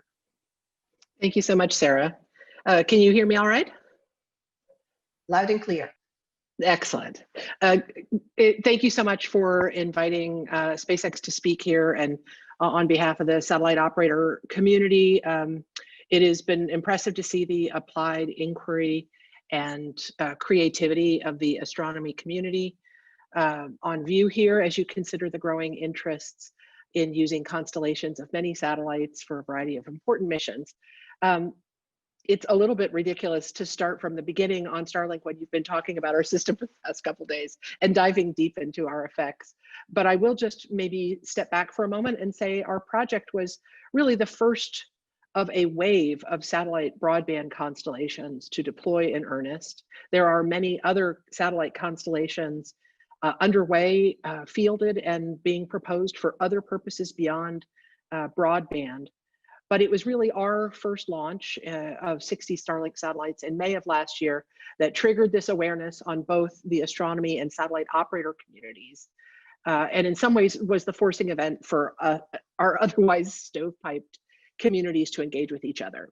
18 months later, Starlink has over 770 satellites. And we are now at the point that we've been testing our broadband service internally among friends and family for several months. And we're looking forward to moving very soon to public beta testing.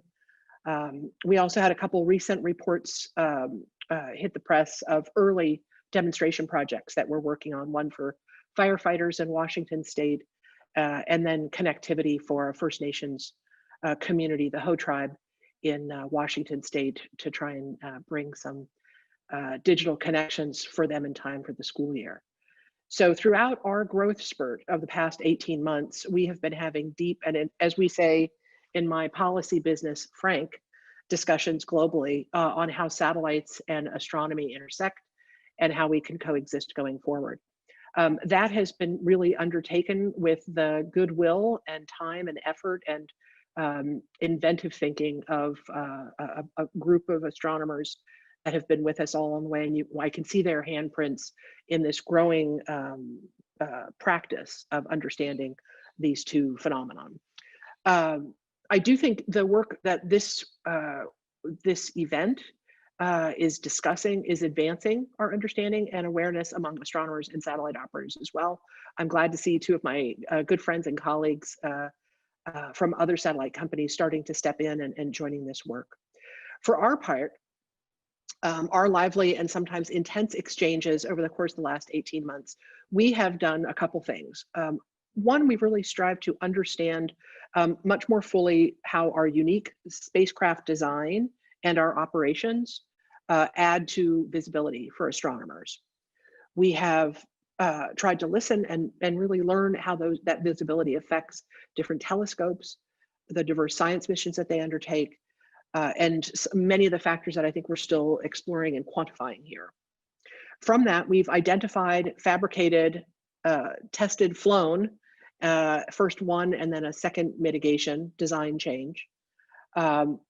Those were sort of really test beds for us, and I think for now the recommendations that are going forward. while we work through those expectations and targets for acceptable brightness that hadn't existed a year ago, we didn't really know what we were meant to be aiming for. So we set out some of our own objectives informed by our conversations. And those are really twofold. One was to minimize Starlink's impact on astronomy by darkening the satellites so that they don't saturate observatory detectors. And that's really an on-station mitigation, as you know. That's to reduce the reflection on the antennas during sunset and sunrise. The first idea was to darken the elements of the satellite. That was fielded in January of 2020 of this year. And before we even really started getting results from it, we'd already identified a subsequent mitigation concept that we designed, developed, fielded a single version in June of 2020 and called it VisorSat. And then starting in August, all of our satellite launches, all of the missions have had every satellite with a visor on it that we've fielded going forward. So we've been looking very carefully at the mitigation observations that come here in this conference, and also individually with observatories, and want to make sure we understand how those are working. But just, we've been fielding those on every satellite since August. Our second goal had been to make the satellites generally invisible to the naked eye within a week of launch. And this is more of an operational change than the design of the satellite. We've identified and trialed an operational change to roll our orientation to reduce the reflection of the antenna and array at key orbit raising and parking phases. And then also took on board some suggestions of clustering the satellites more post-deployment, as we've talked about here in this forum. So we're continuing to take the observations on board. I would just note additionally, we've been trying to share any lessons we've learned along the way, recognizing that we were the first to sort of walk through this experience. I personally, having come from the satellite industry for many years, am trying to use that Rolodex to raise awareness and encourage our fellow satellite operators to engage, and just try to help to bridge these stovepipes from our two communities in this shared enterprise and add to the discussions there. Andrew Williams wanted me to talk a little bit just about what we want to see from the satellite operator perspective. Our takeaway is that one of our objectives is we want to create maybe a more efficient and repeatable way for the next constellations to build a similar deep understanding of their own system and how it affects astronomy, and hopefully means to test and integrate those mitigations before they fly. That has to be something that's more scalable and more efficient. We've had the benefit of great motivation and contribution from astronomers to help us get here, but I don't think that's a repeatable approach. It's taken a lot of time for everyone, and we want to make sure that becomes a routine process to go through. And we want to also continue to build a sense of familiarity among the astronomy community on satellite projects and use cases that are upcoming. I mean, the changes in the satellite world have been coming for some time, and I think they were maybe not observed, not taken on board by the astronomy community. So that's something else we want to do. So I would say that I think most satellite operators have goodwill for this and want to be responsible and good faith actors, but they need the clear targets that I think we're starting to develop here for what is acceptable brightness and visibility, what performance targets we have. I think the work this week is really circling around those, and we've made enormous progress. We want to have an achievable means to measure and test satellites in advance of flying them to determine whether they can actually comply with those targets. And then we're going to try and, I think we want to make sure that we can share the lessons that all of us learn with astronomy and among the satellite operator community. Anything like that has to really be global. A lot of the attention here is discussed with the context of the FCC. That's just because it's one of the most transparent agencies where satellites are authorized in any way. But there are satellite proposals from probably over a dozen countries as home countries, and we want to make sure that those international aspects are captured in what we do going forward. There's still a lot more to do to build on this collaboration, but I did want to point out a few things from the operator's perspective. These are really hard projects to field. So as my boss has pointed out, the past generations of constellations, none have escaped going bankrupt, really. And we've already seen that in sort of this last wave of companies struggling and some dropping out. So cost and money are certainly expectations, investor expectations. And that is certainly a consideration. Absolutely not all the satellites that have been proposed will be launched.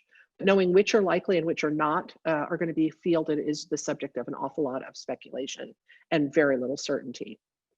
The second thing I wanted to say, besides, these are hard projects and costly, is that there's a real time pressure. There's time pressure to get constellations fielded and get to service and start generating revenue. But also there are requirements to deploy from the International Telecommunications Union, sometimes from national regulators. In the case of our Starlink satellites, which are US licensed, the FCC mandates deployment timelines for us to throw satellites, to make sure that we've launched satellites by certain waypoints. And then the last consideration I'd point out is technology. Most of our counterparts for Starlink won't be building their own satellites. They mostly will commission them from satellite manufacturers. I think there's more education to be done there among the manufacturer community to make sure that they're aware of the tests and kind of anticipation work that's needed, but also that there's a flexibility in the technology supply chain to respond to unexpected effects and inject new ideas into satellite builds. So the benefit of all this hard work and collaborating hopefully is not only a better dialogue, but also a path forward where we can coexist, where there is a use of space that is successful in both of our endeavors. This is a forced relationship. We hadn't worked together before, but I think we have a better understanding that will hopefully lead to better appreciation and better solutions and mitigations coming out. For our part, our goal is to provide digital connectivity where it is badly needed. There's really no better example of where broadband is important than these past months of the global pandemic and the intense reliance on digital tools to work, to study, to take care of each other, to run businesses and governments, and look after each other. So for our part, we're going to continue to engage as much as we can. We're going to try and bring awareness that the space environment is changing. Governments and companies are commercializing space, and there's a high value for policymakers to do that, not just for industrial leadership, but also because there's a real value to the economy and society. So as we continue to learn and intersect, we'll try and look for a path where we can coexist and thrive in our respective missions in space. For our part, SpaceX is grateful for the engagement to date, and we're rolling up our sleeves to keep going. Thank you very much. I'll pass it back over to Andy now, to Dr. Andrew Williams.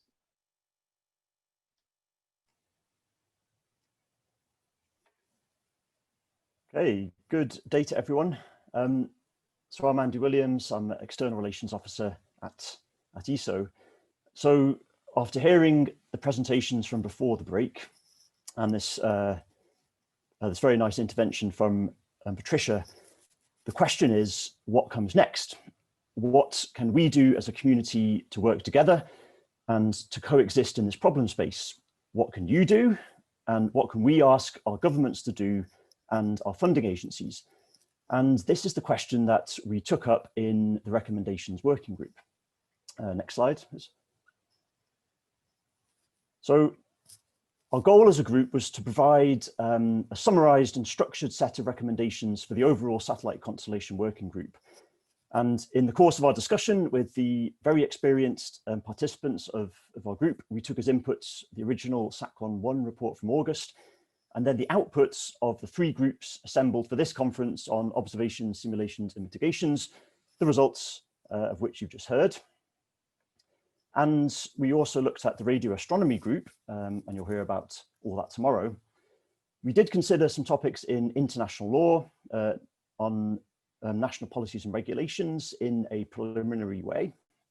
And part of the work was about summarizing and structuring, but we tried to take a forward look and consider how the mainly technical recommendations that you've just heard could be adopted and supported by a wider range of stakeholders. Next slide, please. Okay, so if you've seen the policy recommendations framework in the report, so we've grouped the recommendations by main owner. And by this, we mean which category of actor would be the main implementer or focal point for the action.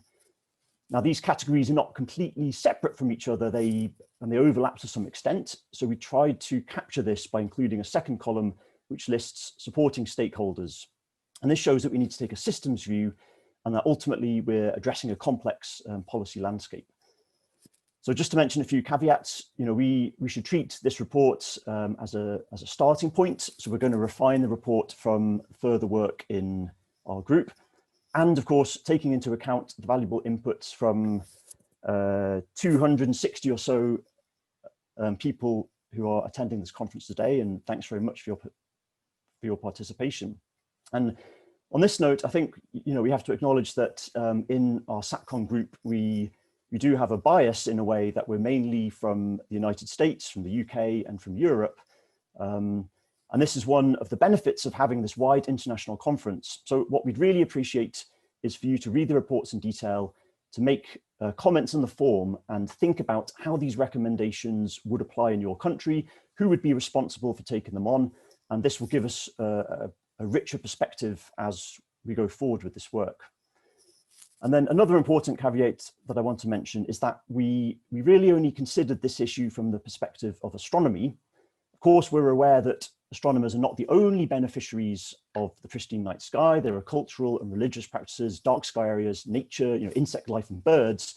And some of these were covered in earlier sessions this week. But for the purposes of scoping, we focused mainly on the perspective of astronomy. Next slide, please. Okay, so the first set of recommendations are for observatories. And again, just to say, it's not up to the observatories to do this alone, but this is where the sort of focal point is. Now, these were covered extensively in the previous sessions. So I'd just like to add that these simulation and scheduling tools require information on the physical characteristics of the satellite and also more accurate positional information. And there's been some great examples already from SpaceX and others in providing this information. But as Patricia just mentioned, you need to find mechanisms to receive and share this information in a standardized way, and also in ways that can overcome the barriers of proprietary data and help industry with best practice of how to interface with the astronomy organizations. And perhaps here there could be a role for government agencies to establish exchange systems or maybe firewall proprietary information. Next slide, please. So the next set of recommendations are for industry. And again, these have been largely covered in the previous presentations. So we've organized them into these categories, with the first three covering the satellite operators and manufacturers directly in terms of designing overall missions, designing individual satellite units, and then the conduct of operations. So in terms of mission design, we've heard that operators should be encouraged to minimize the number of satellites as much as possible, to keep them low, and to minimize the time spent in orbit when not in service.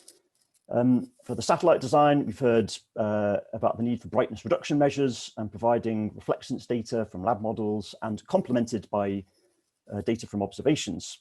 And from the radio astronomy perspective, we need more information about antenna parameters and that operators can take care to minimize spurious emissions and side lobe emissions. For the conduct of operations, we've identified that mitigations require up-to-date predictions and accurate data from satellite ephemeris. Now, the exact details of the requirements still work to be done in collaboration with the observatories and the astronomy community. And, observatory avoidance measures are needed, and this can be done by changing the attitude of satellites to divert optical reflections or give us advance notice of when it's going to happen.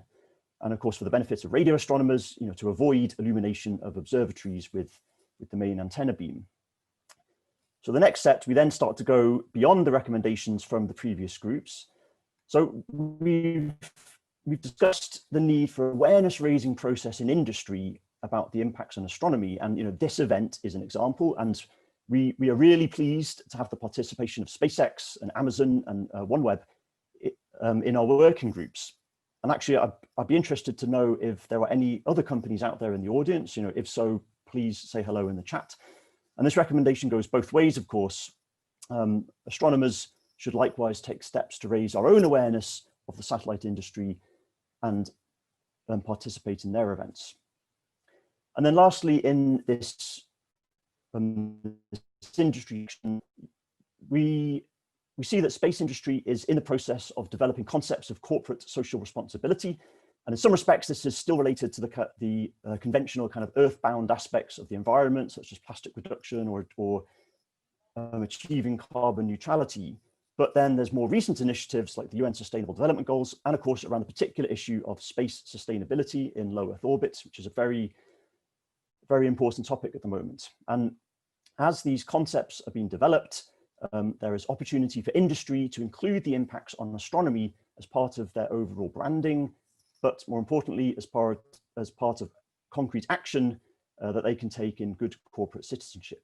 So, here's where we can help industry by defining what these best practices in astronomy consultation actually look like. Next slide, please. So the next group of recommendations belong to the astronomy community. And with the astronomy community, we mean the general corpus of researchers conducting astronomy, and also the various support staff and technicians and organizations and national societies that contribute to the functioning of the discipline. So the first few recommendations we discussed involved advocacy and awareness raising. So we as a community need to work to raise awareness with the funders of the increased overheads of conducting astronomy in this new era of satellite constellations, but also continue to raise awareness of the societal value of astronomy. And I think recently there's been some fantastic discoveries out there in the media.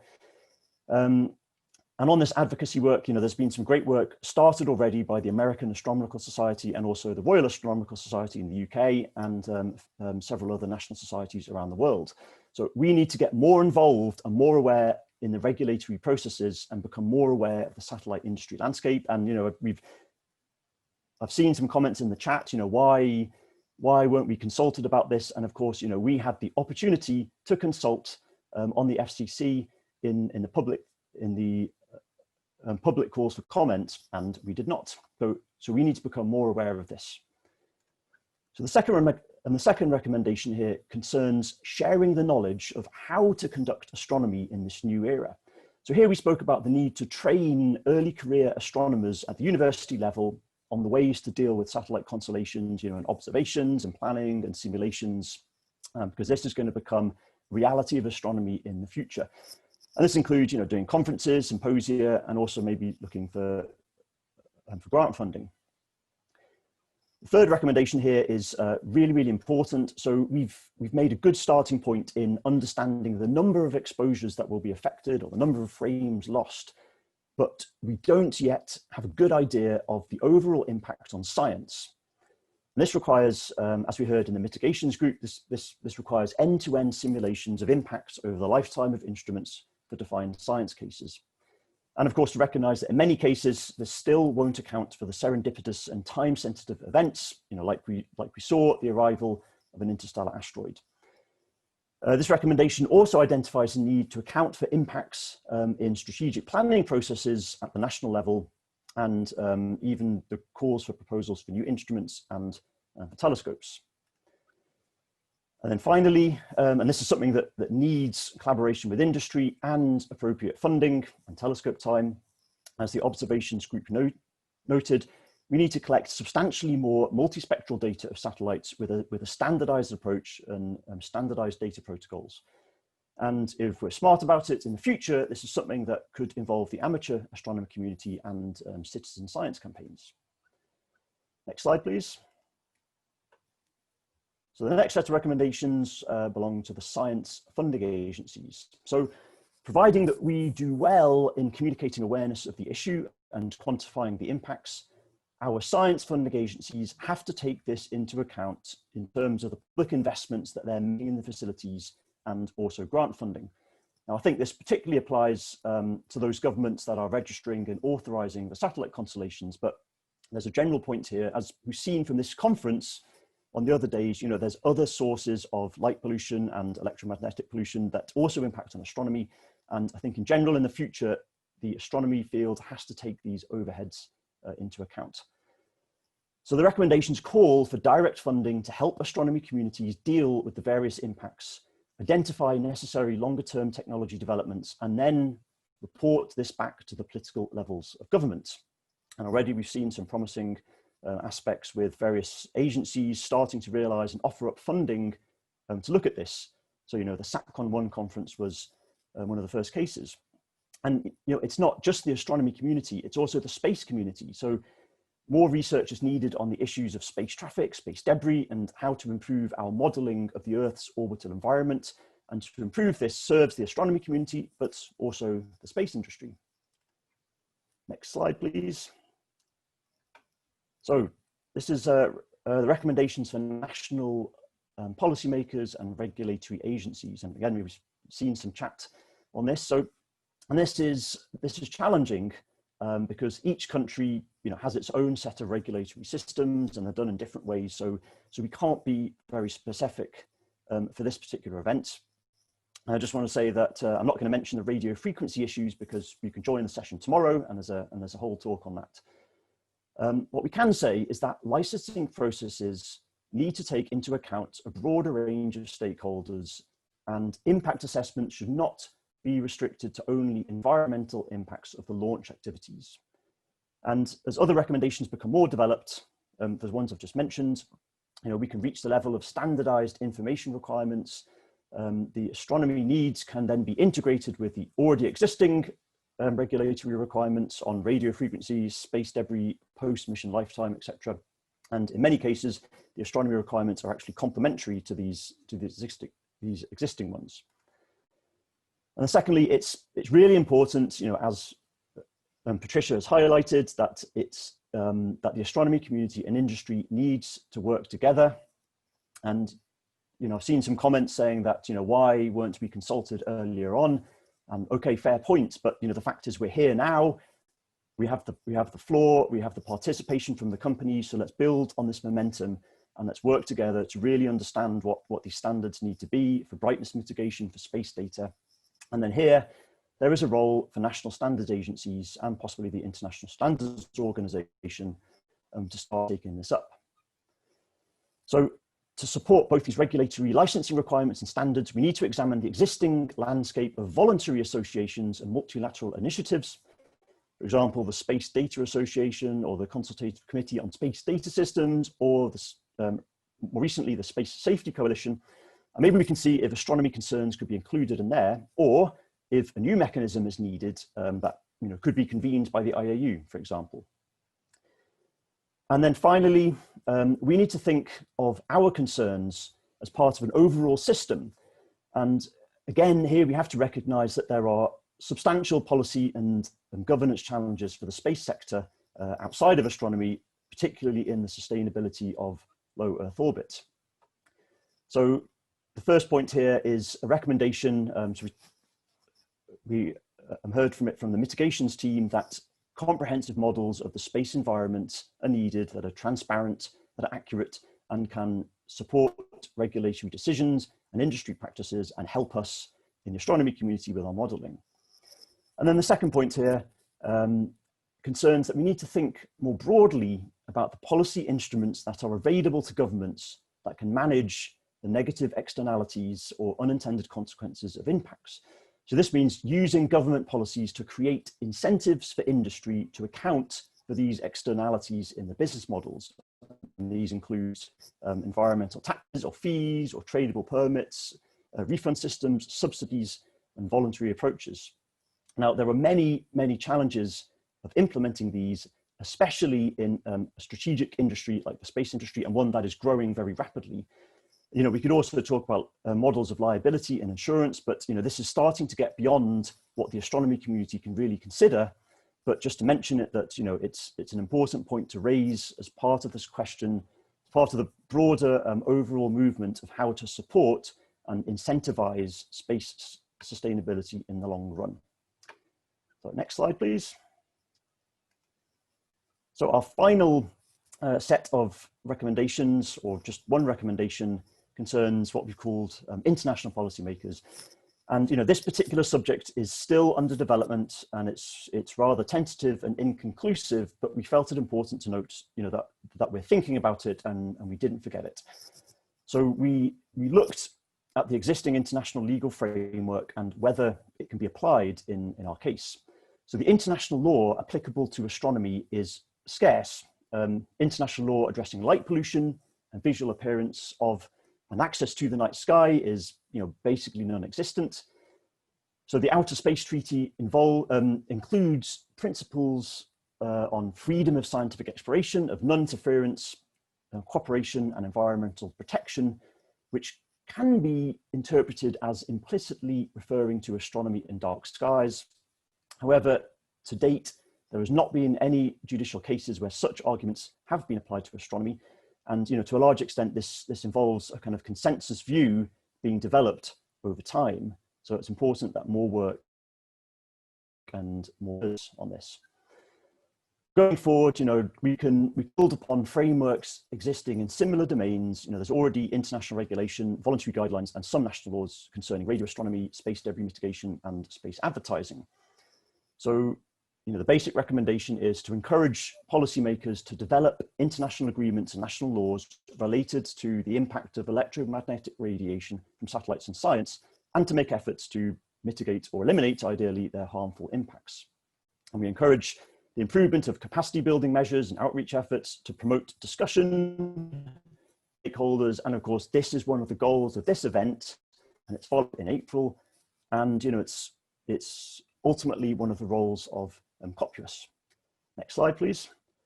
So to start concluding this, let me return back to the start and the observations of the IAU president, Professor van der Schook, that this is a bit of a conundrum for us. There is a strong public interest in all three of these goals that are shown here, and a Government Responsibilities Act. I mean, if you look at the NASA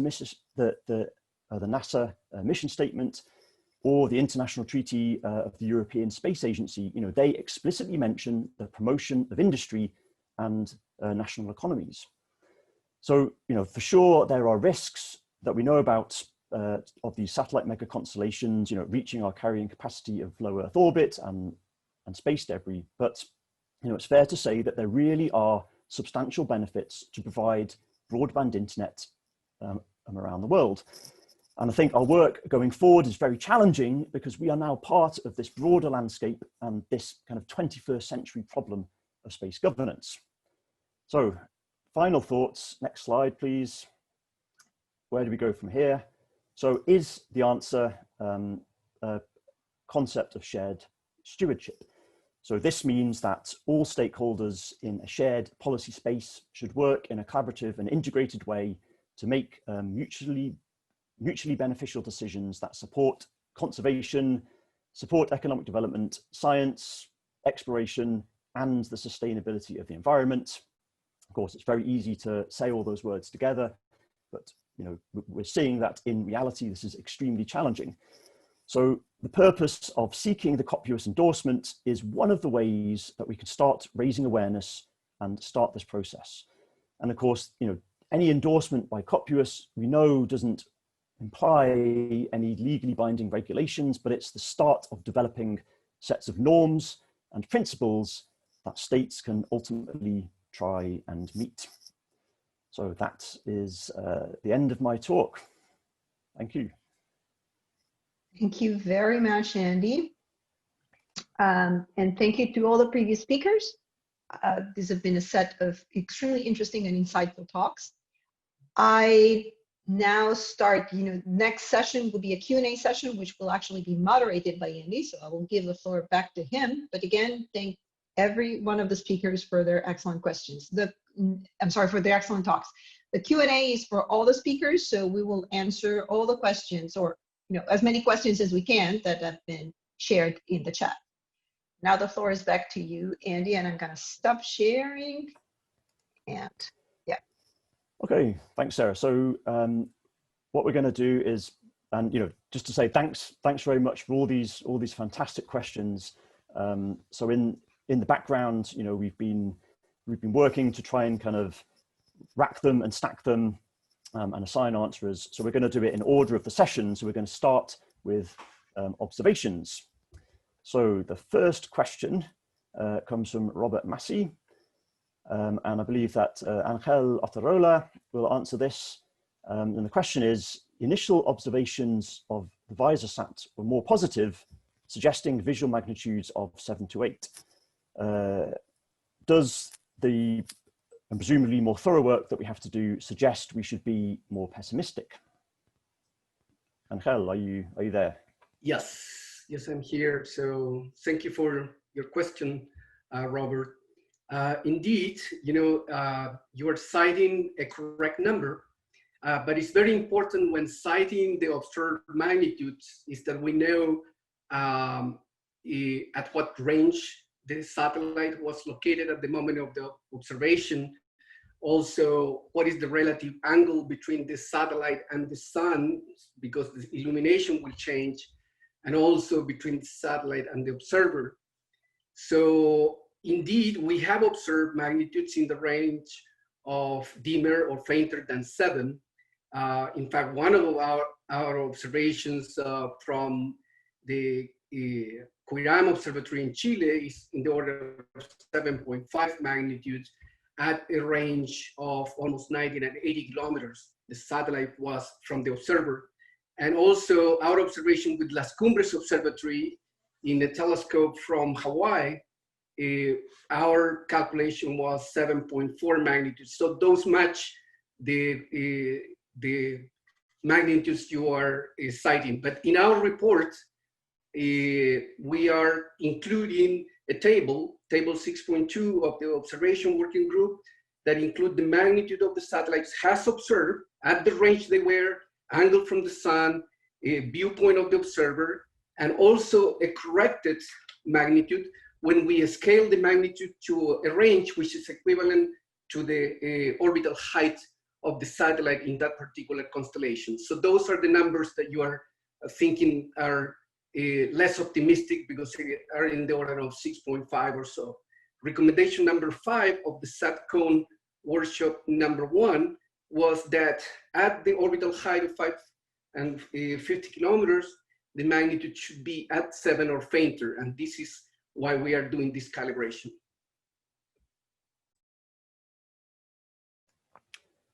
Okay, thanks very much, Angel. So the next question comes from John McDowell, and this is so at least 60 of the newer VisorSat Starlinks are now in the 550 kilometer orbits. Are there plans to observe these? And I have on the list to answer Harry Krantz or Jeremy. Are you there? I'm here. So we have Pomenis, which I mentioned before is fully automated robotic. It is continuing to make observations every single night. And we have already collected probably a couple dozen observations of these subsequent visor satellites as they make their way up to the operational orbit, including just this past week. And even last night, we have more observations trickling in constantly. So I'm just trying to keep up with the data flow right now. So we don't have any of those numbers to share yet, but they will be coming in. And I'm processing the images as fast as I can. Hey, thanks, Harry. So the next question comes from Kostis Barissis. The question is, would satellite covering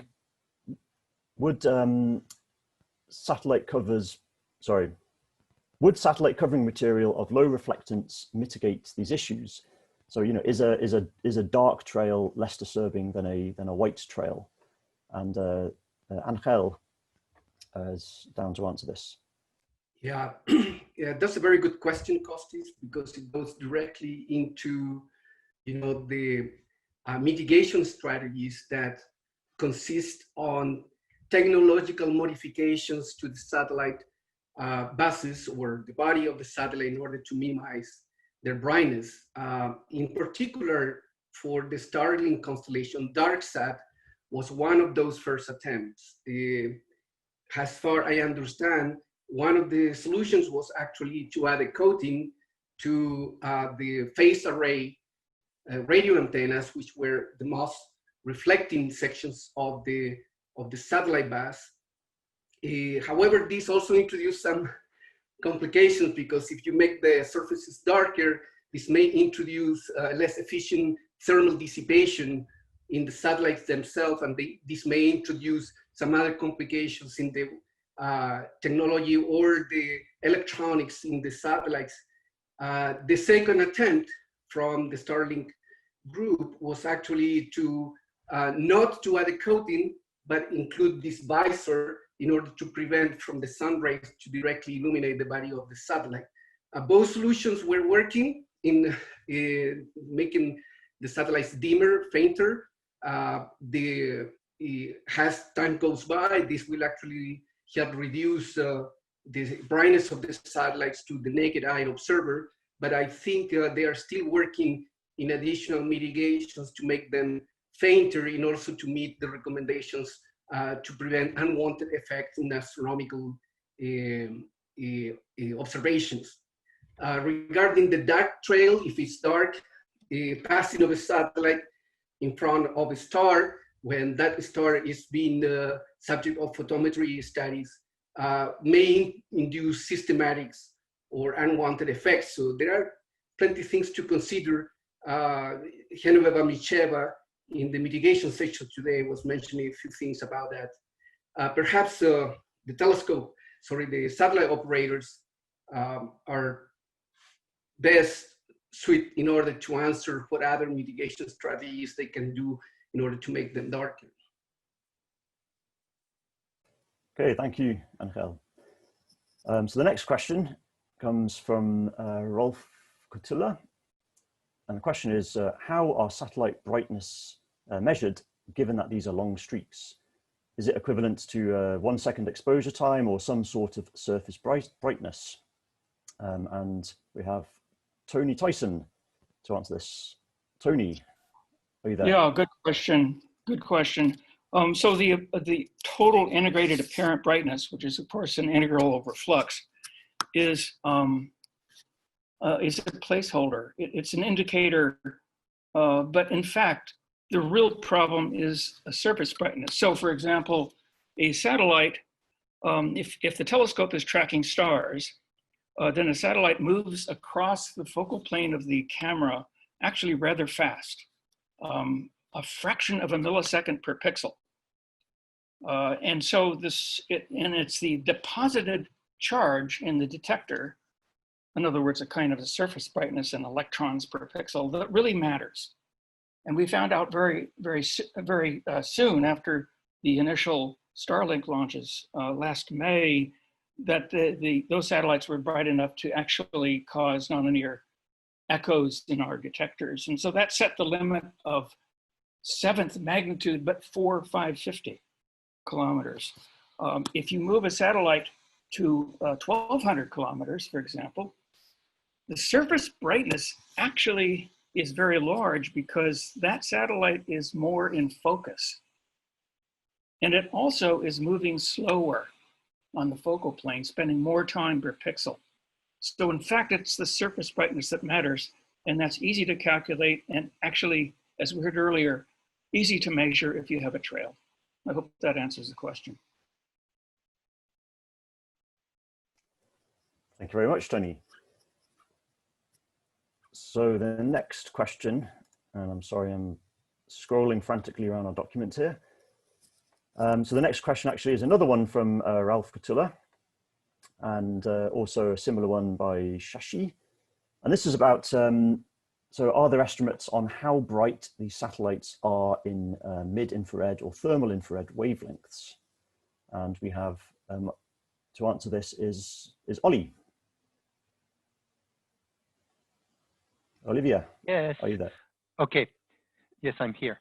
So first, we don't have measurements yet, okay? So what follows is based on simulations that were done using thermal models on what we know about the satellites, the measurements that have been done in the visible, and also information from satellites in general. And the simulation indicates that the flux that we would get is of the order of 100 Jansky in N band. So that's where the peak of the emission is, and about half of that in the M and Q bands. So what does that mean? That means that 100 Jansky is easy to detect with a big telescope, with like our instrument Visir on the VLT. The good news is that it does not saturate, it does not cause any problem, but the satellites will leave a trail just like in the visible.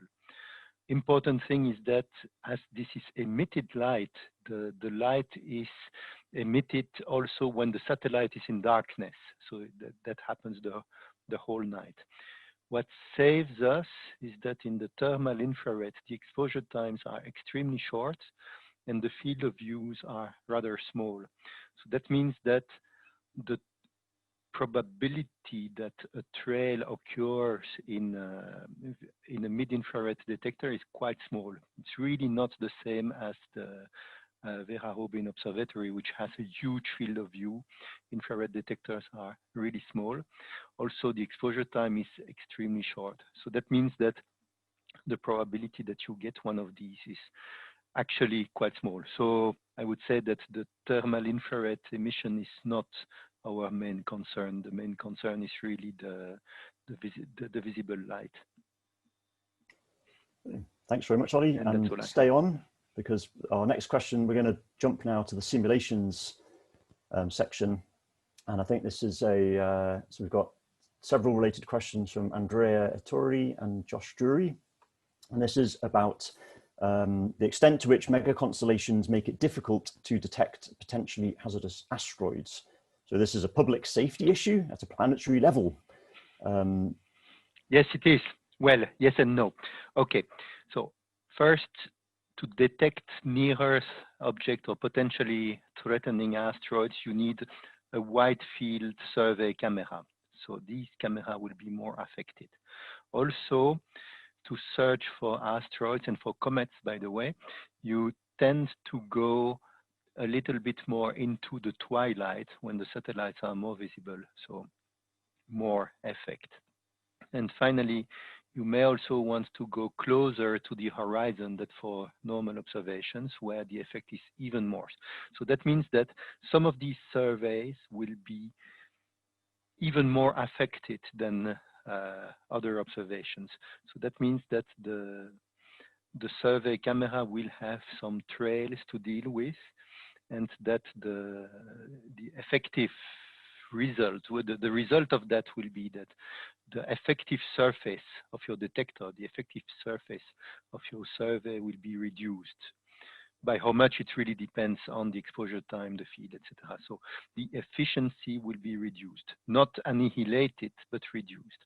In terms of potentially threatening asteroids, it's important to know that these are not discovered only at twilight and close to the horizon.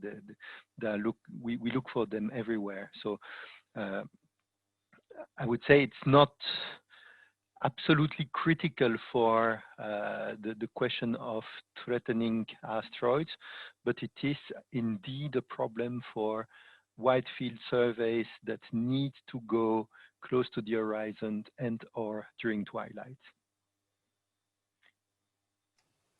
Okay, thanks very much, Ollie. So we have another, well, it's not really a question, it's more a point, but I think it's noteworthy. And this is about the data that we're using. So I think if I can ask someone from the simulations group, so you've given the results for Starlink and OneWeb, but to what extent, are we prepared to use data from other planned constellations? Well, I may answer. This is David Galardi from the Simulation Working Group. we are ready. So we used Starlink and OneWeb only because these are the two projects that already have something in space. They have already launched something. But the tools developed to simulate the slow constellation are ready and can be used for including any other project. There are many projects from China, from many other places. And all of them, if added to what we have already simulated, would only worsen the results. But essentially, the conclusions may be scaled, and we are ready to include anything else we may consider that there are some probabilities of being built, in fact, in the near future. Our simulation with the slow constellation include almost 80,000 satellites. I want to recall that. Thanks, David. So another point from Tim McClay, and this is to ask to comment on the relative importance of the recommendations for lower and fewer satellites. So for satellite constellations, these are coupled parameters. So the lower the altitude, the more satellites are required to provide the same coverage. I believe that we've identified Ollie to cover this. Yes, I'm back. Okay,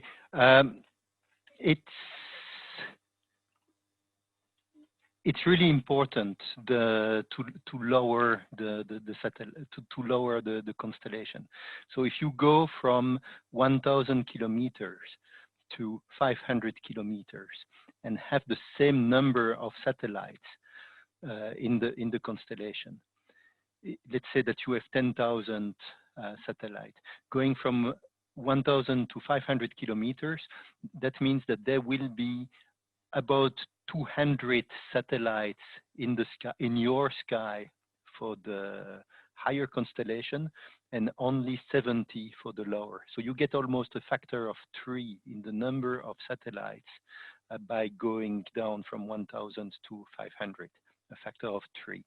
Another important thing is that the higher the constellation is, the longer it is visible during the night after twilight. So in the case of a 500 kilometers, it drops completely when the sun, it becomes completely invisible when the sun is at 35 degrees below the horizon. While for the higher one at 1,000, you need to go almost to minus 60 degrees. So that means something like 2 or 3 hours into the night. So going low is really important.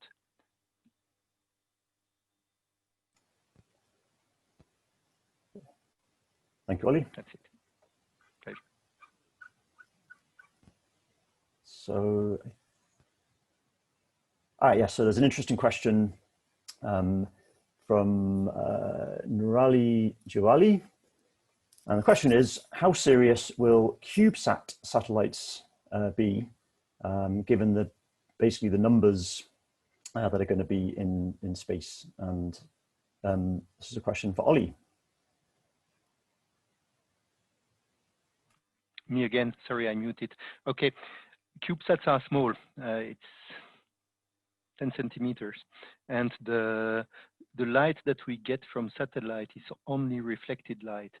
So if you go from a normal satellite that would be something like 1.5 meter by 1.5 to something like that is 10 centimeter by 10 centimeters, you get a surface that is a few hundred times smaller. So the quantity of light that it will reflect will be a few hundred times fainter. So that means something like 5, 6, 7 magnitude fainter. So we've seen that the Starlink satellites are of magnitude around 5. So if you go to a CubeSat at zenith would be of magnitude 10, 11, 12. So that means that once you start taking the trailing into account, they would be hardly detectable. So I would not worry too much about them in terms of light pollution. However, these are fast-moving objects on low orbit, so that means that in terms of orbital crowding, they are important. And a collision between a CubeSat and a Starlink satellite, for example, would be quite disastrous. So I think that our friends who are dealing with orbital crowding and space situational awareness are probably more nervous than we are about CubeSats. Yep. Thanks, Ollie. And I think we know of another concern is that many CubeSats don't actually have their own propulsion systems. So they're essentially just floating objects. Okay, so we're going to move now onto the mitigation section.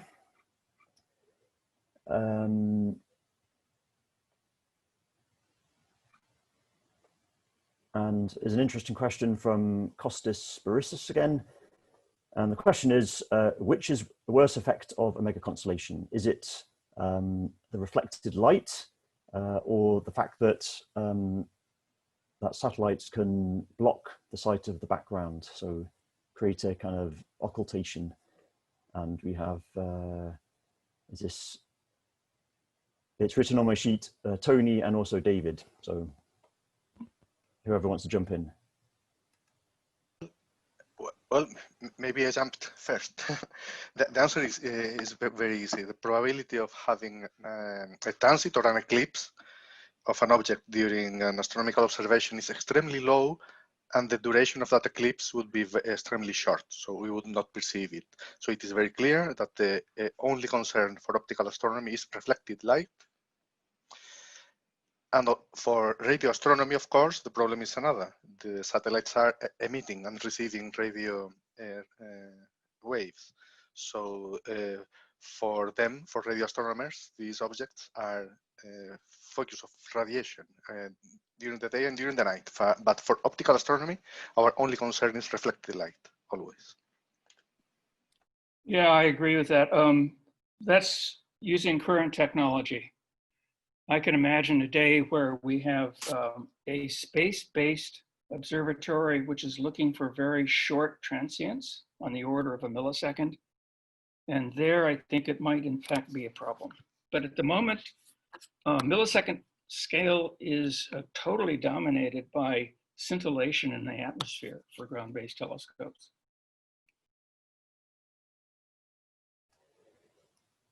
Thanks, Tony and David. And Tony, stay on, because there's another question here from Josh Drury. And this is, how will decaying satellites further contribute to this pollution issue?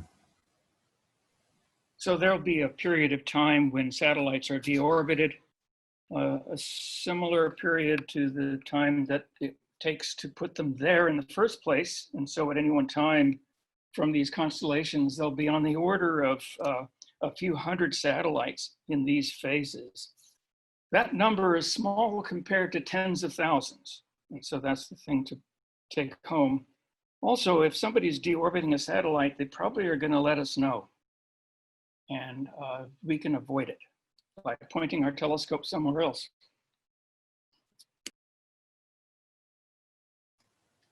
Okay. Thanks, Tony.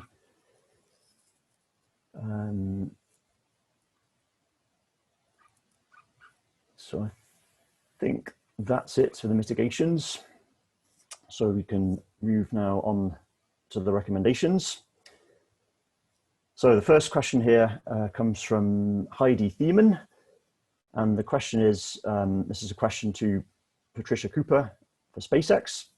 The question is, do you see SpaceX being able to influence the practice of other satellite operators and make sure that they follow best practice?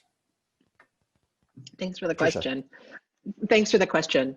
I think so. You know, the satellite community, like astronomy, is a pretty tight-knit community. It is, I think, very committed to delivering useful services and being good stewards in space. So that impulse, I think, is there. I have I have no influence to require them to do it, of course, but my early discussions with satellite operators tells me that they're building awareness. You know, we've done, maybe our experiences have been well documented in large press and in our community, so there's certainly awareness. We've been encouraging discussions with broad-based industry associations in the US and Europe, participations at conferences when we were still doing that.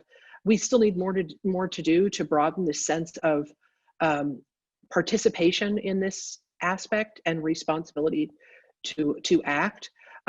One thing I'd say is it would be useful to have a clear indication of what kinds of systems and services that are proposed should be engaging with astronomy because they will be affected. For example, I had an early conversation with a constellation. They said they weren't affected because they were beyond naked eye visibility. And then when on further investigation, they were identified as a significant concern based on altitude. So this is a complex set of factors that are just being kind of finalized and firmed up now. We want to make sure that satellite companies feel like it's something that affects them and that they should be considering, and not just a problem for Starlink. I also think we need to make more progress on available tests, simulations to predict how unique spacecraft will affect astronomy.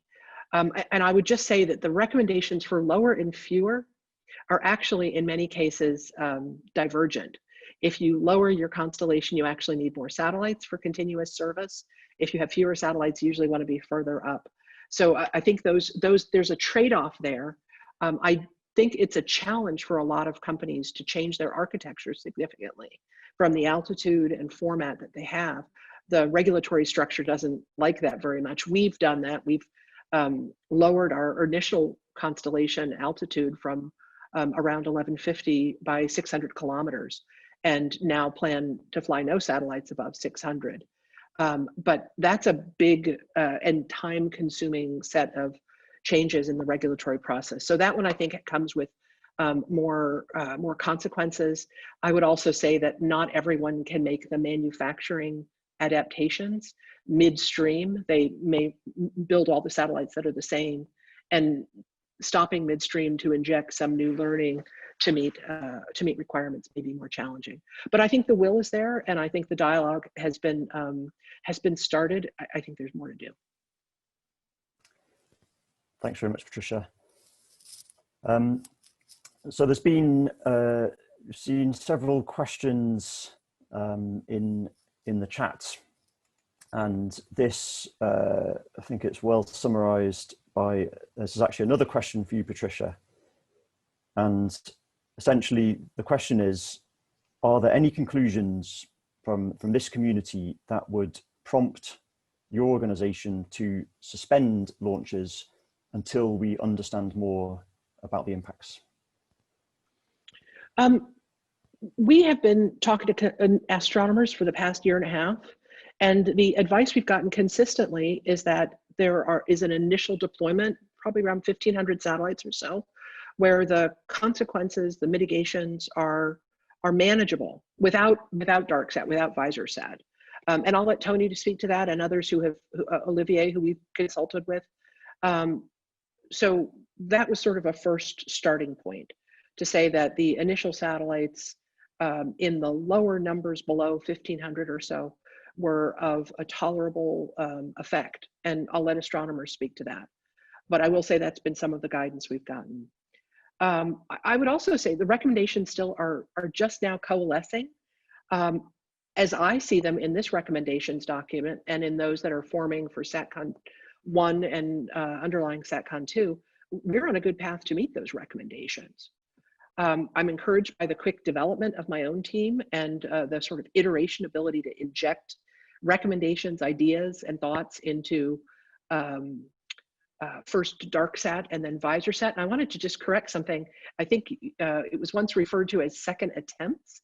That gives the sense that DarkSat was a failure and we wanted to make another stab at it. We had already designed VisorSat before DarkSat was even flown. And that's partly because we've been thinking about this problem, aware of the thermal impacts of darkening elements, and looking for other alternatives that could shield the brightness. I would encourage you to go on our website. We did a presentation for the National Science Foundation that went into much deeper detail than I will here. So basically, we've met not only every established regulatory requirement. We have been duly authorized at the International Telecommunications Union, which is a UN body. We've been authorized by our national regulators and many agencies in the United States. We've consulted with many other governments. I can't recall a single one that said that we, because of astronomy, would need to halt our deployment. I would also encourage you all sometime to just dabble in the broadband plan of your national country and look at what that sense of urgency for connectivity is. We're not the only solution for connectivity, but there are certainly use cases that satellite are best suited for. And then finally, I would say just in November of last year, the International Telecommunications Union established a development milestone. So any satellite constellation is required to deploy at a certain pace if they're going to move forward. National regulators like the FCC also have those. So we're mandated to move forward. So I think that combination of factors would tell me that the answer, in short, is not yet. Okay, thank you very much, Patricia, for that clarification. So this is a challenging question, and I want to ask a equally challenging question, but this time to the astronomy community. And maybe Tony Tyson could prepare to answer this. And this is a question coming from Chris Lee. Thanks, Chris, for this question. And it is, how will we know when the problem kind of becomes too much? And he refers to the issue of the frog sitting in water, gradually warming up, and at some point we'll kind of reach a level of damage where it's too late to return. So what does the kind of red line look like for astronomy? How can we estimate the kind of broader science or the point at which the science impact reaches a certain level that we kind of can't accept it? And Tony, are you able to take a crack at that? Yeah, Meredith outlined some of these interesting trade-offs in her talk. There are several red lines, not just one. The first one that Patricia just alluded to was a number for the apparent magnitude limit of 7th magnitude that would allow our detectors in the Rubin Observatory to do their job. Otherwise, they get very confused. That's one number, and that corresponds to some surface brightness, which exceeded the limit that we could handle. And I think that SpaceX is on track for getting pretty much there. I'm not convinced others have yet designed their satellites to meet that challenge, because that number is going to change, as I mentioned before, with altitude. 8th magnitude at 1200 is a bad thing, because that exceeds our saturation limit. But there's another red line, which is even more pernicious, and that is that if you get rid of the effects on the detector, you still have the main satellite trail to deal with in analyzing the data. And that, as we heard before, actually harms discovery. All of these new big next generation facilities are going to be looking for the unexpected. So that's a huge impact. And the trails will be there at 100 to 1 signal to noise ratio. And I think there's a whole generation of young astronomers that are going to be very confused and not able to handle the data. That's a bigger impact in my view. Yeah, thanks, Tony. And of course, that's one of the reasons why we need to start thinking about this now. And this is the value of the work that we're doing here. Okay, so we've got time for one last question, and there's been several questions about the need for international consultation, or the possibility to establish a new kind of international regulatory framework or treaty, which is something that Copulus can actually do. So to kind of comment on this, I would like to hand the floor to Nicholas Hedman, who is the secretary at COPUS. So over to you, Nicholas. Thank you, Andy. Thank you very much. Yes, indeed. And I followed the chat from this webinar, and I can see that there are questions to that effect. First of all, dark skies and dark and quiet skies has been raised from time to time within COPUS, not only the main committee, but also its scientific and technical subcommittee. And in 2017, the IAU submitted a conference room paper for the attention of delegations, and that led to the mandate we see now with this event that has been organized by the Office for Outer Space Affairs, Spain, IAU, and other partners. So it is important to know that the issue is there on the agenda of COPUS, not as a formal agenda item, but in the dialogue and in the interaction among member states. It is also important to note that COPUS has today 95 states members. All the major spacefarer nations are members of the body. And we have 42 permanent observer organizations, non-governmental organizations and intergovernmental organizations. And here we have both IAU and ESO, so they are permanent observers to the committee, and they can interact in debates, in plenary, and submit conference room papers and make a lot of pushes for activities. I saw a lot of comments regarding COPUS as a treaty-making body going slow. There is no perspectives for international agreements in the foreseeable future, and obviously that is the reality we face. COPUS is indeed a treaty-making body. Space law has been created in this intergovernmental body.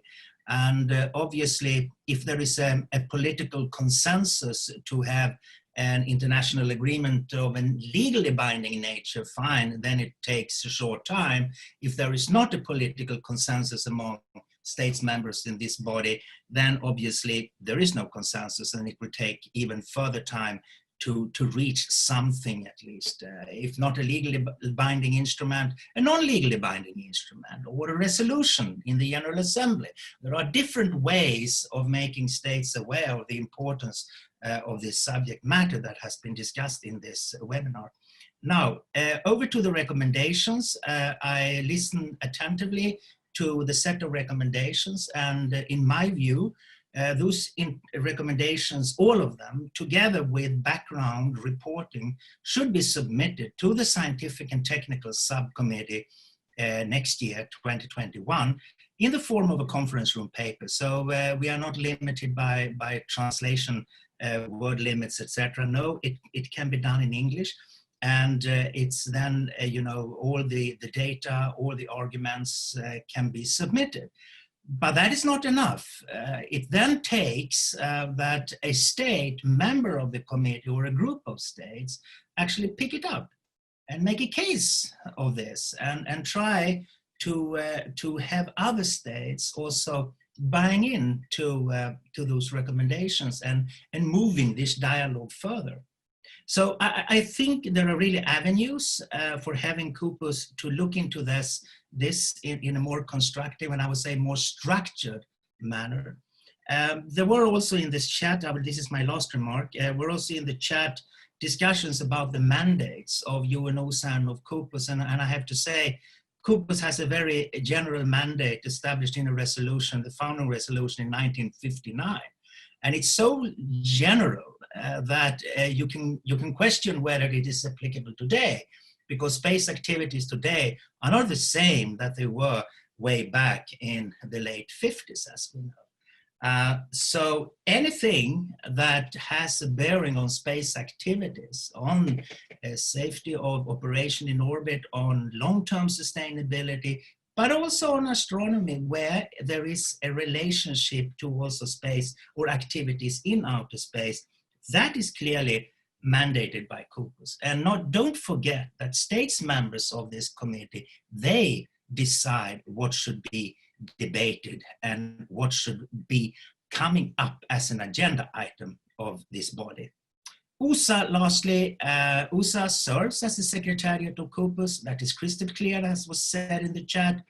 USA is also a United Nations entity, and it derives mandates not only from COPUS, but also from the General Assembly and from the Secretary General of the United Nations. So there is a separate function of the roles of the office here. So we don't only serve as the Secretary of COPUS. So I just wanted to pick that up. Sorry, I took some time, but I felt it was important to encourage this activity, and the Secretariat side of COPUS, which I'm responsible for, we will do our best to pave the way for this reporting to be submitted to the committee. Thank you. Thanks very much, Nicholas. And I think I can speak for all our community in saying, that we really should appreciate the support and the possibility to take this action at COPUS. So we've reached the end of the Q&A session. So I will hand now back to. All right, thank you, Andy. And I'm gonna just remind you that the 5 draft reports are still available and they're open for comments till October 16th. So please send us our comments, download the report, read them, and comment on the recommendation. We really welcome your comments. So before handing over to Piero Benvenuti for the final consideration, I wish once again to thank all the speakers, all the question answers, all the working group members for their hard work, and all the attendees for attending. For some people, it's a very late hour, so I will thank you for your participation. And over to Piero for the closing remarks. Yes, I would like also to thank all the presenters and the participants for the very active reaction that they have done through the chat channel. It has been a very intense evening for me, morning for other and night for other again. But I think it has been very instructive. I also encourage everybody to read the report that has several more details about what has been done in trying to understand a very complicated situation, as you've seen, that affects astronomy in many ways, and our science and our vision of the universe. So please send us your comments. We will look at all the comments and try to condense them into and to merge them into our final report that, as Nicholas has said, will be presented as a conference room paper in February to the Scientific and Technical Subcommittee of COPUS. And I'd like also to invite you to follow tomorrow the final session, which will concern about the impact on radio astronomy. Several questions today I've seen in the chat were asking what happened with radio. Well, tomorrow we will have a chance to listen to what has been evaluated in the radio domain, which, as you know, is somehow different from the optical astronomy because of different way the science is done and the radio wavelengths are received and detected. So please come again tomorrow for the final day of our very interesting workshop. And at this point, I say goodbye to everybody and thank again to all that participated directly and indirectly to the workshop. Thank you.